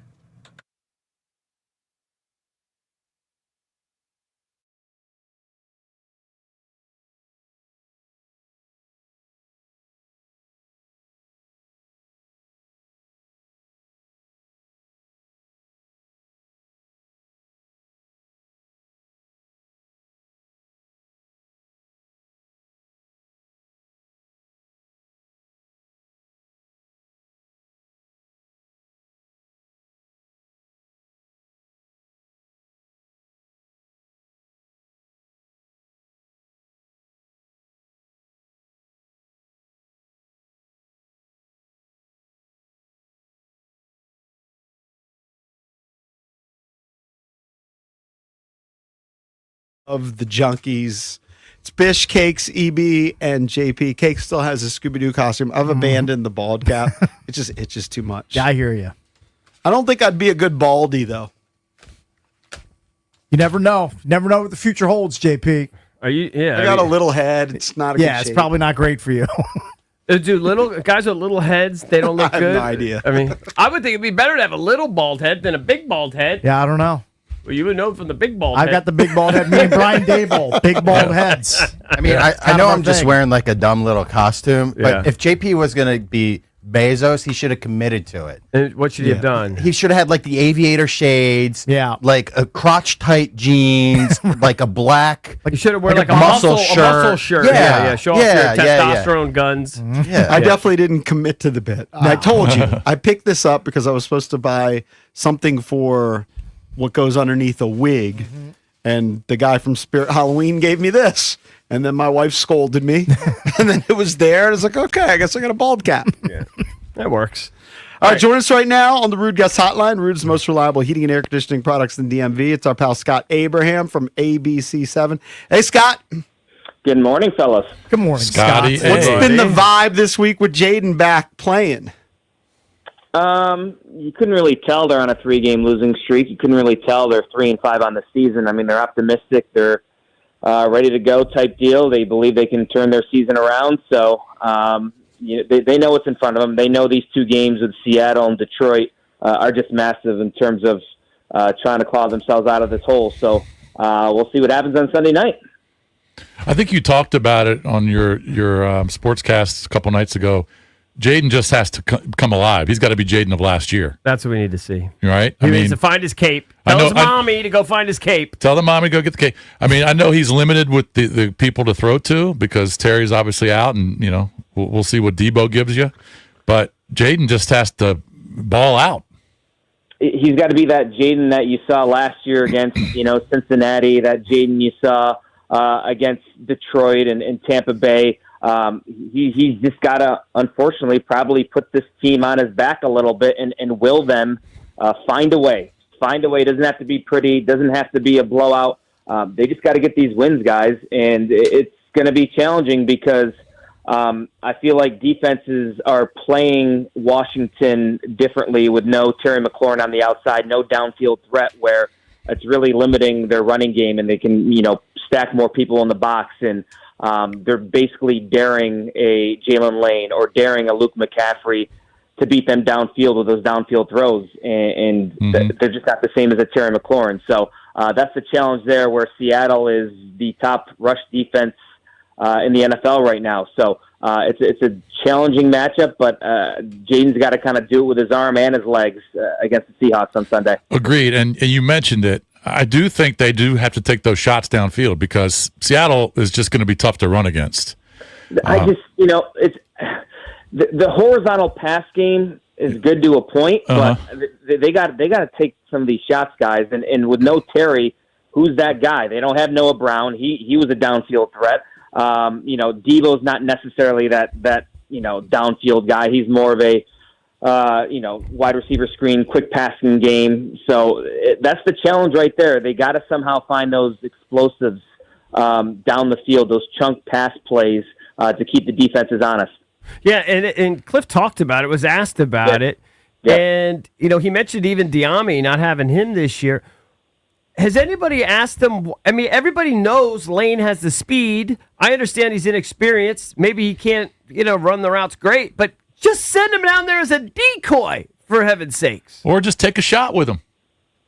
Yeah, I mean, you're going to have to figure this out because you got to keep these defenses honest, as I mentioned, because they're not scared of a Jalen Lane. They're not scared of a Luke McCaffrey. No offense to them. They're not of the same caliber in the same realm as a Terry McLaurin that can take the top off of a defense. So those D coordinators are figuring out you can, push up closer to the line of scrimmage and, shut down this Washington running game. So you're going to have to take a chance. You're going to have to take a shot. Look what, Kansas City was a perfect example where you had a Terry McLaurin. You had a couple of great, deep balls. The touchdown, you missed on fourth down. You took a shot. But who's going to be that guy for Washington? I guess it's going to be Jalen and Luke because Debo's not that guy. So Chris Moore maybe. So they got to find that dude that can keep a defense honest. Scott, best guess from you here. If they drop this game to Seattle, do the Commanders become sellers at the trade deadline, which is Tuesday, I believe, 4 p.m.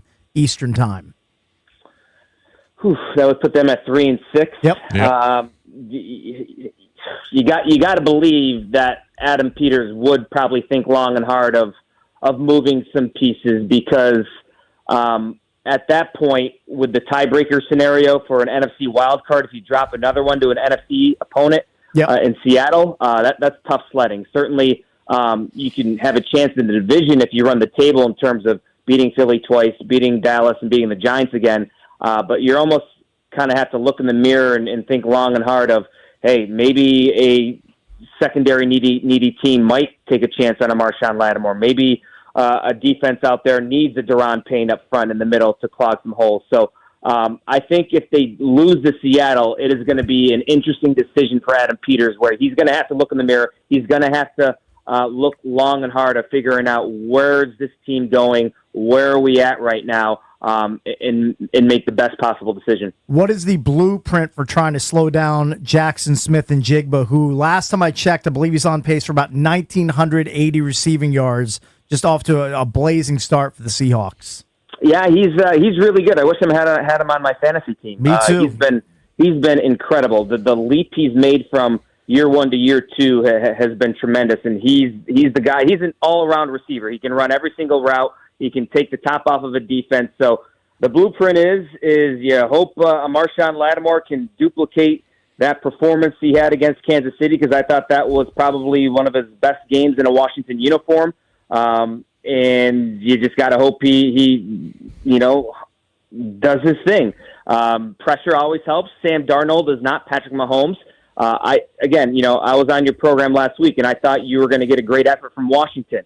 You had a great effort in the first half. I hope they can bottle that up, that effort, that intensity, flying around with the football, that defensive mentality they had against Kansas City, and carry that over into Seattle. Because, again, Sam Darnold is not Patrick Mahomes, and I felt like that Kansas City second half, they basically got Patrick Mahomes. That was the big difference maker in my eyes of him making plays and getting out of the pocket, buying time, and I felt like that's why Kansas City won that game in the second half. So can you get Sam Darnold off his spot? Can you get him uncomfortable where you don't have a Jackson Smith and Jigba roaming free and he has all the time in the world to work his routes and get open? So I think, a Jacob Martin sacking, Patrick Mahomes twice on Monday was fantastic. He's got a great motor. He's playing with a lot of confidence right now. Do you bring, more people off the edge like Frankie Louvu or Von Miller in more pass situations? So I think pressure is key because, pressure the defensive line and the secondary goes hand in hand. So if you get home to the quarterback, it makes the job a lot easier for the Marshawn Lattimores and the Trey Amoses back. Talking to Scott Abraham from ABC7, sports director and anchor, and you're at the park all the time. You were there during training camp, all these mini camps. I want to go back to Lattimore because he's been a lightning rod. Jason's kind of backed him. He's crushed him. Most fans crush him, and certainly he's had a lot of games where he's struggled. But take me back to training camp. What were you hearing about him besides him being healthy, and was he looking good? What were the expectations for Lattimore coming in? I mean, I said it on my program, and I said it on your program. I thought the X factor and the difference maker for this defense was going to be the way Marshawn Lattimore played this season. And when I talked to him, I talked to him a couple times off the field in training camp. There was a hunger, there was a focus that I appreciated, knowing he feels like he has something to prove from his downer of a season a year ago with the injuries. So I felt like he was in the right headspace. He looked good. He looked fluid. He looked fast. He looked quick. But again, you don't really truly know until you go up against opposing teams. It's one thing going up against your own guys every single day and repping, knowing their tendencies. Where it's you're up against a CD Lamb, you're up against a neighbor's Jackson Smith and Jigba. So I felt like there was expectations that Marshawn Lattimore was going to have a bounce back season. And right now, other than this one game against Kansas City, he struggled. Yeah, two questions. I know you're barely there, but like in training camp, I don't know how much you guys were you guys able to watch full practices in training camp or just 20 minutes at a time? Yeah, we're allowed to watch the entire thing. Right. We just can't film certain segments. Okay. So in training camp, because I'm kind of being a jerk, but I'm also being serious. I've been saying all week, I didn't know that Lattimore was actually capable of making a play on the ball. I really, I was like, oh my God, I've never seen him literally never seen him do that here. I was stunned that it was him. In training camp, did you ever see him intercept balls, make plays on balls, jump routes, or anything like that? Yeah, I don't remember an interception, but I do remember a couple of jump routes, a couple of pass breakups. He made some plays, so it wasn't like he was just matched up there and not doing anything. So I certainly saw him active in certain situations. So not necessarily. I don't remember like a big pick six or breaking on a ball and taking it to the house type deal. But something. Something. You did see something. Okay, all right, that's good, because I was stunned. Let's see if he could do it 2 weeks in a row. So when he made that interception, EB, you're probably like, what is this, huh? Well, no, I didn't.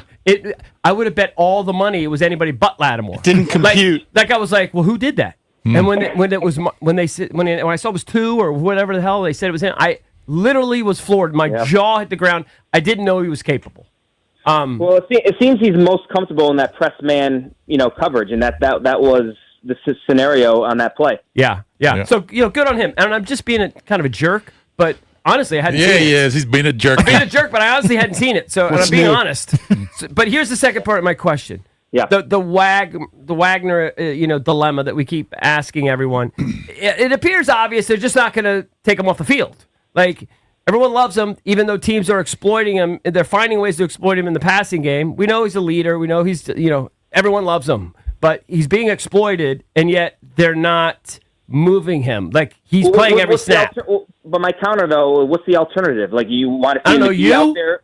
Anybody? Yeah, I mean, okay. Again, he's the best premier tacklers in the run game there is. Right. Again, we go back to the problem, as you mentioned. These offenses are finding ways to isolate Bobby Wagner in those passing situations where he has to cover a tight end or a running back, and that's a loss every time for the Washington defense. So how do you get around that? Do you take him out on those passing situations? But the problem is, some of these teams are isolating him on a first down or a second down. So I don't think, there's a better alternative right now to take a Bobby Wagner, your heart and soul of your defense, the guy that is the leader in the defense that makes calls, that can time up a blitz like no other. You just kind of have to live and die with that scenario. Yeah, they're implementing a McGee a little bit more. They're implementing a Tyler Owens a little bit more. But I think they're doing those baby steps. You have to crawl before you walk before you run. But maybe as the season, if it goes downward still in the second half of the season, you might see a little bit more of a McGee out there. I guess the alternative is you blitz him, right? So not expose him. You just got to blitz him. I don't know what the hell else you could do in a passing situation. But sometimes he's just in the middle of the zone. Right, he's useless there. Yeah, but I agree with Scotty. I mean, what else? You got to play who you have. It's not going to change. So then you blitz him at least. He's literally played in 100% of snaps. In the passing game. He's literally played in 100% of snaps in all but one game when he played 90%. Right. Yeah. Yep. I mean, I just don't see them, taking him out. There's obviously a respect factor there with his relationship with Quinn and what he's done and where he's going in Canton. And they know what he means to that locker room, the vocalness, the leader, how much respect he commands in that huddle. So I don't think it's time yet to, okay, you're going to play 50% of the snaps. You're going to play only 75% of the snaps. I don't think you're at that point yet where this team still believes they can, get a couple of wins and get back right in this playoff race. All right. What's your prediction, Scotty? Again, it's a tough spot. Short week. Seattle coming off a bye. I think Washington is going to drop another close one. I think it's going to be close. I think Washington loses this game. Give me 24-20. Seattle wins 24-20. All righty. Fire sale time. 4 losses in a row. We'll see. Yeah, it's just tough. I mean, again, I told you last week I thought you'd see a tremendous effort, and you saw that. And I think you're going to see it again, but I think Seattle also having that bye and a really good defense. I think Seattle's defense is one of the most underrated defenses in the NFL. Obviously, their head coach, McDonald, knows a thing or two about defenses. So we'll see. I think it's going to be tough, though. Are you going to be able to hang out with the kids for Halloween tonight, or you got to work? Oh, I took the day off, guys. This is one of my favorite days of the year. There you go. There you go, bro. You're dressing up then? Well, I think my wife and I are just going to do like a white hoodie, and then we're going to have the number 6 and the number 7. Oh, the 6, no, 7 the 6, thing. 7. Right, the 6-7, right. just to be cool with the kids, Right. All right, I like it. All right, we'll have a couple cocktails. Yeah, absolutely. All right, thank you, pal. Appreciate it. Later. Yep, bye-bye. Okay. Scott Abraham from ABC7. If they lose 4 in a row, I think it is time to play Titanic. Oh, and I thought we'd go the season without 100%. playing Titanic. Are you kidding? Of course. You 100%. probably should have already played it. The boat's sinking. Yep. It's not sinking yet. It doesn't mean it won't. You're the one that started the week saying we've come back from 3-6 before. I feel like I the know, but you can't bank iceberg. on I that. feel like the iceberg is out in the distance, and they haven't quite spotted it yet. They're sleeping up. They're sleeping up. Is in the there, hold on, crow's is there nest. such a thing? You can go next, Matt. Is there such a thing, though, as your boat starts sinking and then you plug the holes? Has that ever happened? It's a silly flex seal. I guess. Exactly. I guess it technically can. Has that ever happen? happened? Where, like, your boat starts sinking, but you plug the I think holes and then it starts generally the- floating again? I think if it's generally the sinking, it's odds gone. once it starts sinking, it's just going to the bottom. All right. Call Captain Steuben. Yeah. Or Captain Nice, Stabbin. nice old guy reference. I thought that's who you were going for. What were you going to say? I don't know, before I that's what I was interrupted? gonna say. I'd That's say a if they have to, if they lose this week, and if they lose against Detroit, then I think it's yeah. not after this week. Oh, really? No, Just because of the I think so. mathematics just of because it? of the mathematics. Yeah, and I'd say a different team I'd say pre Harris, pre Dan Quinn, pre Jaden. You could probably call it, but this team has a little more Again, life. if they a little had more depends talent. how it 3-6 deficits before. I but think it's it just- depends on how the game plays out. Like if they get smashed, then I think you can play the Titanic. If they lose- but I always said they just had to win 1 out of these 3. Now they lost the first one, and it wouldn't be great to lose this one. Right. But if they win 1 out of 3, they can survive it, and then they got to start getting on a roll. If they drop the next 2 games, that flight to Madrid is going to be the quietest flight ever. The quietest, and like nobody's. It's just going to. If they lose it's going to be Detroit, like a morgue on that plane. If they lose to Seattle and Detroit, and then have to get on a plane to fly to Madrid to play all the the way over Dolphins yeah. in a lost season, You know, they should send them by boat. send them by boat Yeah, instead send of by them plane. Yeah. We take them a week to get there. Punishment. Should I tell the boys during the break about Captain Stabbin? What was the name of the genre? Was it just called Captain Stabbin, or was he a character within? I can't remember he's anymore. a star. But I have to do it because it's so funny. It wasn't called like Sex Boat or. They would be on a boat and they'd have sex with a girl and then they'd throw her overboard. Yeah, to wash her off. It's a little disrespectful. No, and then they would throw a life preserver. Okay. They'd throw a life preserver, and then they'd sail off. Yeah, well, it's like Bang Bus. Yeah, it's like Bang Bus, but on a boat. They let the girl out there, and all of a sudden they speed away. They peel wheels out of there. They have sex on a boat, throw her overboard, throw her a life preserver, and then hit the engine and they gun it. hightail it out of there. Great bit. If you know, you know. If you know, you know. I tried to look up Captain Stabbin. I mean, I don't think you're gonna find it. I tried to Google Captain Stabbin boat name, and it came up with the Love Boat. Those Pacific girls Princess. being tossed over the railing into the ocean, the parents should be proud. All right, hold on, JP. Don't go to break yet because he says I gotta do BMW. Why not? I just don't know if I have Do it my off BMW. the top of your head. No, but I don't know if I have. You're good at that. We can go to break, and I'll get it to you. You'll get it to me. Okay, I don't think I have it. Okay, to be honest with you. Okay. All right, we'll go to.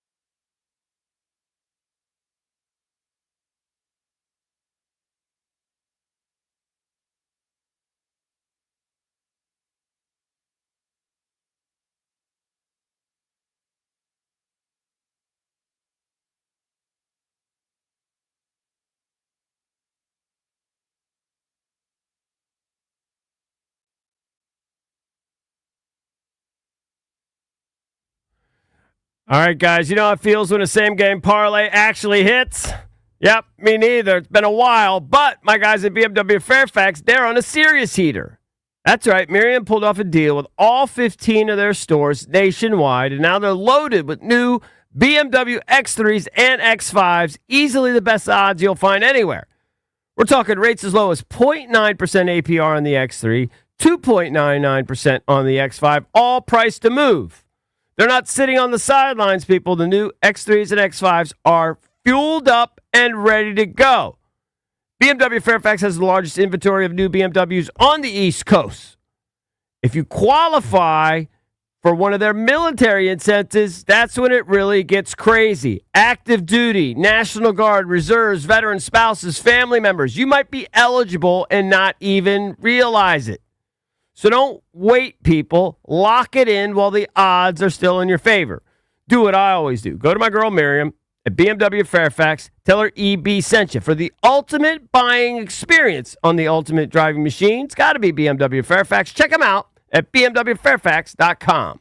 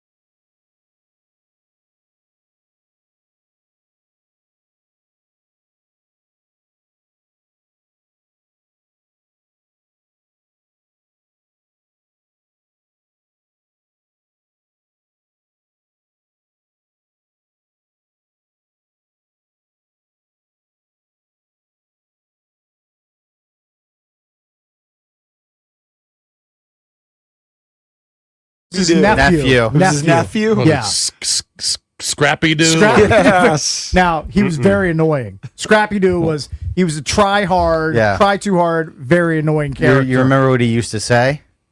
Puppy power? Yeah. I watched a lot of Scooby Doo as a kid, man. I don't know what to tell you. I know, so did I. And my kids, they were exposed to it when they were growing up too. Speaking of Halloween, I saw this article in the New York Times yesterday, and it relates to my neighborhood. I don't know if your neighborhood's like this. Jason has already mentioned that in Arlington, they go all out. Arlington's crazy. Well, my neighborhood is not. Do they have contests in your neighborhood? No, my neighborhood. They have a contest in my neighborhood. If there was a contest in my neighborhood, my neighbor to my left would win. He gets horned up for Halloween. He literally has, I don't know, 75 skeletons in his front yard. Right. He's got a whole scene. Like, he goes hard for Halloween. Yeah, it's so his thing. In my neighborhood, there's, and I know this didn't even finish in the top 3. There's a house that has like a skeleton wedding. Yeah, they've got an altar and they've got like they're ripping off. They're ripping off my guy because that's exactly the same thing he's doing. Apparently, it's all the rage. But that one didn't even place.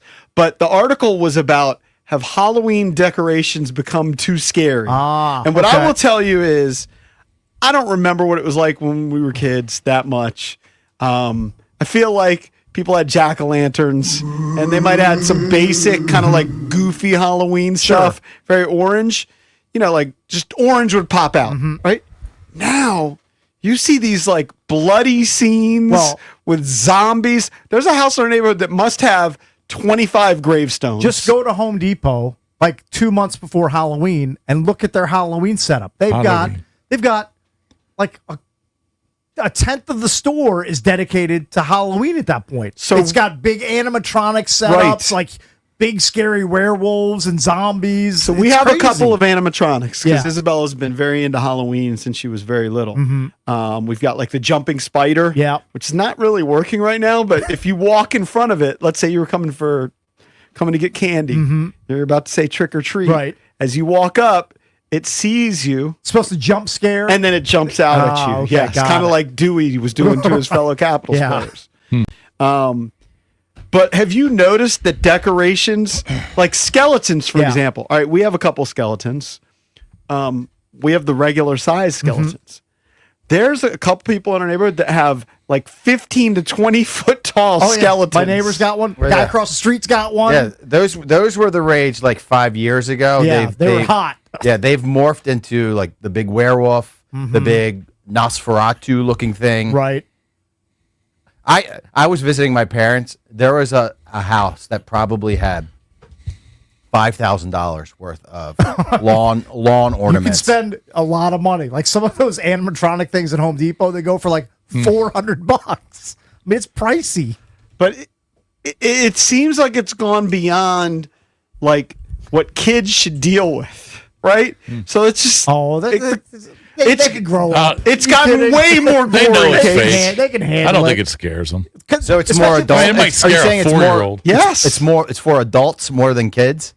I just think it's a lot. It's not Casper the Friendly Ghost. Hey, you know what? Well, that's silly. That's what manly. Halloween's about? You're supposed to get scared on Halloween. Yeah. And if you're walking around with your 6-year-old and it's too scary, you bypass that house. Yeah, I don't want to do a haunted house unless I have to sign a waiver that I might have a heart attack. Hey, you know what else? Okay, you do? but you're an you adult. bend down and you talk to your kid, your 6-year-old, and say, "It's make believe. It's not real. Just go up and get your Butterfinger or your Twix, and we'll be good. We'll go on to the next Or your house." Almond Joy. There's a house in the corner that has, I mean, like a full coffin. It has, like bats hanging everywhere. I mean, it must have taken them like days to set up their backyard. I just don't know what. Or it's actually front yard. I just can't believe that people dedicate that much time to it. They do. I have people in my neighborhood do the same thing. They get into it, man. I decorate my place.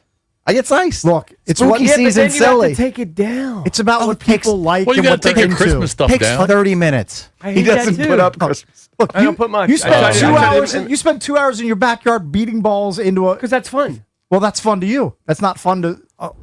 I'm maybe not, other people in your 99% of neighborhood. America. I'm not saying it should be fun to you. Yeah. But I just don't understand how putting decorations up is fun. To me, that's not It's fun. getting in the spirit. I don't understand it. Well, you can have it up for a month. I guess.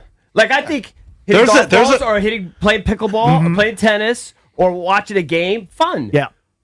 Decorating your house, And not there's fun. there's some people that go to and except there's a house in my neighborhood. All right, we all know Field of Dreams. Yeah. Although is that the movie which Jason didn't see? There's like a hole in your game. Saw Field of Dreams a billion times. Which is the No, movie? he hasn't seen Bull Durham. Oh, Bull Durham. Oh, I think Luke Lelouch. I've seen Bull Durham. all right. So this house did Crash Field Davis. of Dreams, but it's called Field of Screams. So they first of all in their grass they have a little mini baseball field. Okay, dorks. All right, then they got the That's pretty cool. though. like the corn stalks and I'm everything. sorry, That's the most perked up Jason's ever been. They've got like the corn stalks, Yeah. and then they've got like I don't know if they're skeletons or zombies. There's like all on the corn stalks, and that, by the way, finished third in our neighborhood.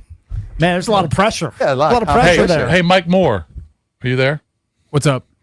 There's a house in the Broad Run district in Ashburn in the front yard. I don't know if you've ever seen it.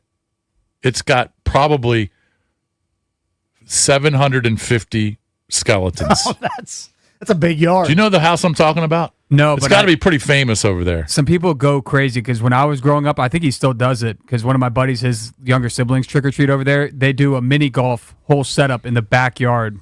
And it's like if you get a hole in one, you get like 5 king size candy bars, and they have like a whole haunted house that like. There you go, Eric. golf mix with Halloween. Yeah, golf mix for Halloween. Now you're interested. Their garage setup is like a haunted house that you walk through, Yeah. and then when you're done with that, you go to the backyard and play mini golf. That's like iconic in Ashburn Farm. That's actually pretty good. My dad, when I was younger, so the kids would walk up to the house like through the up the driveway, and my mom would hand out candy, bags of candy, everything. My dad used to wear a mask and lay in the bed of the truck. And when they would walk That's terrifying. back towards the street after getting their candy, Yeah. he'd jump out of the bed, and go roar! Like that. All the kids that would pee their pants, run down the street. 100% would be scared. Yeah, all the dads slapping their knee, laughing. Hold on. It had to have been a thing where by year 2, everyone knows he's doing it. Right? Well, some kids do, some kids don't. Some kids age out. There's a new crop of kids coming through. That new crop of kids is scared. Yeah, Didn't know. definitely. Because I would imagine your house, you had the reputation for that's where the crazy old man comes out of the truck. Yeah, or drunk. Crazy Mr. Myers is going to jump out of the bed of his F-150. I mean, it's kind of like what Lurch used to do. And your brother theoretically should have dressed up as Michael Myers every year. He's got a perfect Halloween costume every year. I'm sure he hasn't heard this for, of course, 45 years. If I would changed my name, I would not go through life as Michael Myers. Does he go by Michael, or do people call him Mike? Both. So he's either a homicidal killer. I'll call him Michael, but Myers, friends and other people call him Mike. homicidal killer from Haddonfield, Illinois. Duh, everybody knows that. Or he's Mike Myers, the dude from SNL who played Shrek. What's his middle name? Thomas. He should have done what you always didn't. You always wanted to be E. Carlton Bickle. No, I never. No, you're conflating his story. My father said that I could use that as a signature, E. Carlton. He just thought that looked classy. Right. So instead of being But he Michael never Myers, did. he should be M. Did you say Thomas? It should be M. Thomas. M. Myers. Thomas Myers. M. Thomas Myers. That sounds actually not like nearly an as actor scary or sounding something. as Michael Myers. All right, let's go to D. Woods. Calling from It's all D. Hotlanta. Woods. Hey, D. What's up, buddy? Happy Halloween. By the way, D, I believe D is dressing up as Fred from That's Scooby-Doo. what I'm calling So we about, should hang Case. out together. How did you know that? Case, I want to fly you down to Atlanta tonight for the Halloween party. That's what I'm calling for.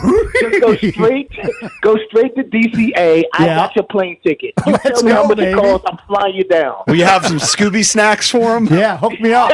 I have all the Scooby snacks. They're going to be. I'll find a Daphne and a Velma. You would be the whitest guy in Atlanta. I would be the whitest dude in Buckhead. 100%. You'd be hanging out with Mike Bray. You and Mike Bray hanging out in Buckhead. Hey, by the way, I live You're right. I live in Buckhead, so like my neighbors. This is no joke, and I'm not big time. Like my neighbors are like Usher and Tyrese, right? Those folks live like a block away. You should see their houses and the decorations. It's brilliant. Like I'm talking about like skeletons taller than Lurch out in the yard. I hope they're taller than me. That's the only thing about their decorations is they don't have foam coming out the ears like Lurch has right now. Right. How does it look right now? Better than This guy's a yesterday. millionaire. You can't really see it right now. Yeah, they're real millionaires. You can't Hey, really see. D, are you still doing those like group dates that turn No, into like I don't orgies? do anymore. You know what, Bickle? I learned that I don't really like people. I don't like people like that. You're my guy, D. We do need to hang out. What do you mean? I feel like you're a very social person. Well, I'm a social person with you guys and like the people that I like. But D doesn't need any more friends. He keeps his circle small. That's exactly how I feel. Hey, when you get to a certain age, you're kind of, I don't need any more friends. I'm That's all friends. exactly how I feel. Cakes and I are more like than you all think. Like I eat dinner at like 6 o'clock, and I'm like Jason. I actually go to bed at like 8:30 because I get up early in the morning. So I'm an old man. Well, wait a second. That's a complete opposite of you like going on these orgy dates. That was just like 6 months ago. Pickle, don't say that. I never went on orgy date. Potential for orgy dates. I thought that was the whole thing. Yeah. No, it was just to meet. It was just to meet people while I was down here. But I'm kind of over it. Yeah. It was like an it's just lunch date. No, but it was like But group just a group. dates. Right. And I thought he was Because like, it's a I little thought less he was hooking up pressure. with like 3 or 4 at a time. It's less pressure than a one-on-one Yeah, date. so it's not like a one-on-one. You know what he was doing? He was overpaying for drinks at the Four Seasons. yeah. That's what he was Dude, doing. I was way overpaying. I sent you guys my bill. It was disgusting. I'm sick of myself. But I did I did have one more bill that was higher than that. It was at the Chastain, and I went for a pairing. Like we call it like you order not fixed menu, but you order like everything on the menu. Right. Yeah. What's Tasting. it called? Tasting. Yeah. Oh Right. my God, Cakes! I'm gonna send you how much that bill was. Okay. Me and a friend. I'm definitely going to retweet it. You think I'm not going to retweet that? Just be prepared.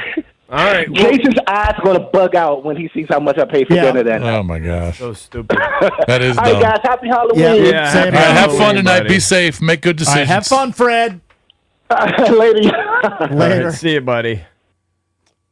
Fred was the serious one, right? Fred was the blonde dude that wore like the scarf. Ascot.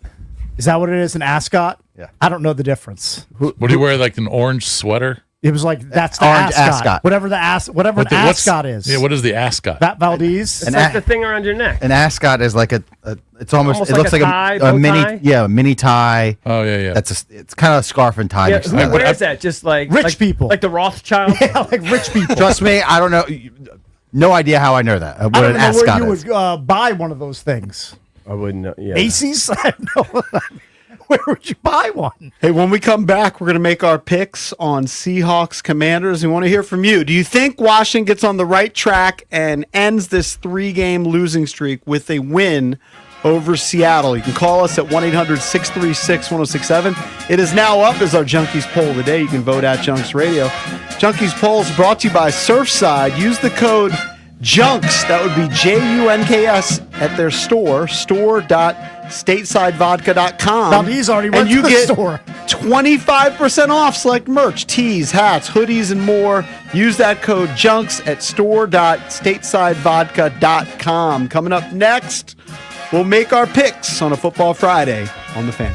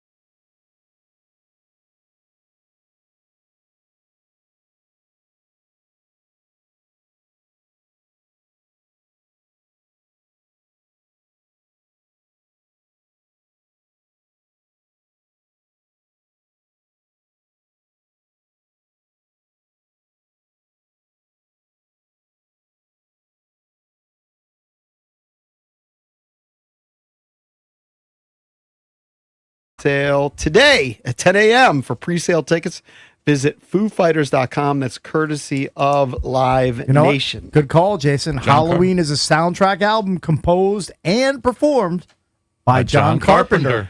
Hey, and caller number 11.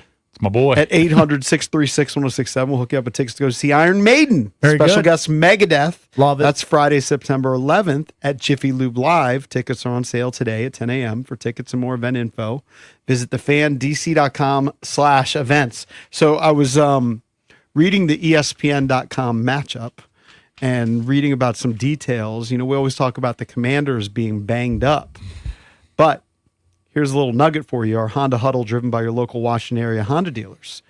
The Seahawks have had a lot of injuries in their secondary. So they drafted somebody in the second round. He's missed 3 weeks. Devin Witherspoon has only played in 2 games because of a knee injury. Their safety, Julian Love, hasn't played since week 4 because of a hamstring injury. So for you guys that have been talking about Jaden Daniels has to have a big game, maybe they're going to be able to take advantage of a banged up secondary. I hope that's the case. That would be fantastic. My gut was telling me that they're really going to try and pound the football, that Quinn is challenging them. They have an offensive line with some talent. He's like, let's get this thing going again, and that's been their formula. Instead of shying away from a team that's good against the run, go man up and stuff the ball down their throats. That's what my gut was telling me, but I could be dead wrong because if you look at some of these injury issues, Seattle's banged up in the secondary. Maybe, maybe it's a combination. It's never going to be just 200 yards rushing, no passing. It's never going to be. It's going to be both. But I agree with you. I don't think they're just going to not run the ball. Their safety, Julian Love, is questionable with the hamstring. Yeah, I mean, he didn't practice Wednesday or yesterday, Julian Love, but I don't see him on the injury report on the Hour Lads. They usually have him in red. Who's going to be the breakout X factor for them? Is it going to be a Luke McCaffrey? He's found the end zone. It might be times. Jeremy McNichols. If they can't run the ball effectively, maybe their running the ball is the short passing game to McNichols. He could have a big role. I think they got to get Bill going again. I mean, it's been a month since he had that game against the Chargers where everybody was super excited. He's running for 8 yards a carry. Very limited success against the Bears. The last 2 weeks has had no success. I'm not averse to they trying need to get it going. But if it's getting stopped early, you got to have an effective pivot. Well, you can't necessarily count on Bill cakes, but you know what you can count on? Our friends at Paramount Plus. That's right. You can count on Sundays. The I know NFL what I can count on. CBS and Paramount Plus. Stream your local NFL games live every Sunday, all season long, starting just $30 for your first year. That's like $250 a month. Visit ParamountPlus.com/NFL to get started today. All right, time for us to make our picks. I think if you look at the numbers, you would say Seattle's going to win. If you look at all of these breakdowns we've talked about, Seattle, can't run on them. Seattle's offense Washington's offense was supposed to be one of the most prolific offenses in the NFL. It's middle of the road right now. Some of that is because of the injuries. Meanwhile, Seattle, Sam Darnold, they're kicking butt. We've talked about JSN all morning. He's got 50 catches off the street. Like, everything points to that, except it's a home game. And I kind of agree with the EB. I don't see Washington losing 4 in a row. So it's more of a tingle play. Yeah. But I think Washington's going to find a way. I do think Coach Quinn has challenged them this week. I think they're going to have some success offensively. Jaden is back. I understand Terry's not there, but Jaden is back. That's the most important thing. I'll take Washington in a close game, 23-20. I kind of agree with you. I don't know how they're going to win because on paper they don't win this game. It's definitely a hope play. But the NFL is unpredictable, and traveling across the country is not easy, even though Seattle's been good on the road. I just think they find a way. 27-24, Washington. I have Seattle topping the Commanders 28-21. Look, the Sam Darnold, the JSN connection is a real thing. That chemistry they have is crazy, and I don't know if the Commanders have a way of stopping it. And they're going to stop the run, most likely. I don't see the Commanders going for 150 or 175 rushing yards on the ground like they did in some of their early victories. I think Seattle wins 28-21. I'm going to go with the other boys. I understand where Cakes is coming from. Very logical. It's a heart play. I think this team is too well coached. There are too many veterans, and we got our superstar back in a must-win Code Red situation. They find a way. I'll take our boys 27-24. Somebody's going to kick a field goal. I don't know who it's going to be. I don't know if it's going to be Gay or if it's going to be, what was the guy's name? Matt Wright. Matthew Wright. I don't know who it's going to be. Valdez. Somebody's going to kick a field goal. Wright's not a good name for a kicker. No, it's not. Right? Valdez, Right. if you get the call, if you're the kicker, please wear your Surfside can out on the field. It's better than good Blew look. It. Huh? Better than Blew It. Yeah, Blew It was the definitely worst better name than for a It's a kicker terrible, ever. that is a terrible name for a kicker. Yeah, he should have changed his Was that name. the kid? Was he from EB, what was Gonzaga? your score? Is he I local? think he was. 27-24. The same as Jason's? All right. I don't You know. guys have that- the exact same pick. I think he had a That's different fine. score. Didn't No, you? I had 27-24. Oh, that's what I said. All right, we're on the same page. Whatever. Victory Monday. It's been a while.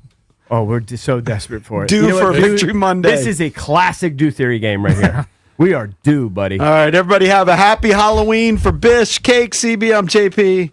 Enjoy the weekend. Be Mitch and Finley next here on The Fan.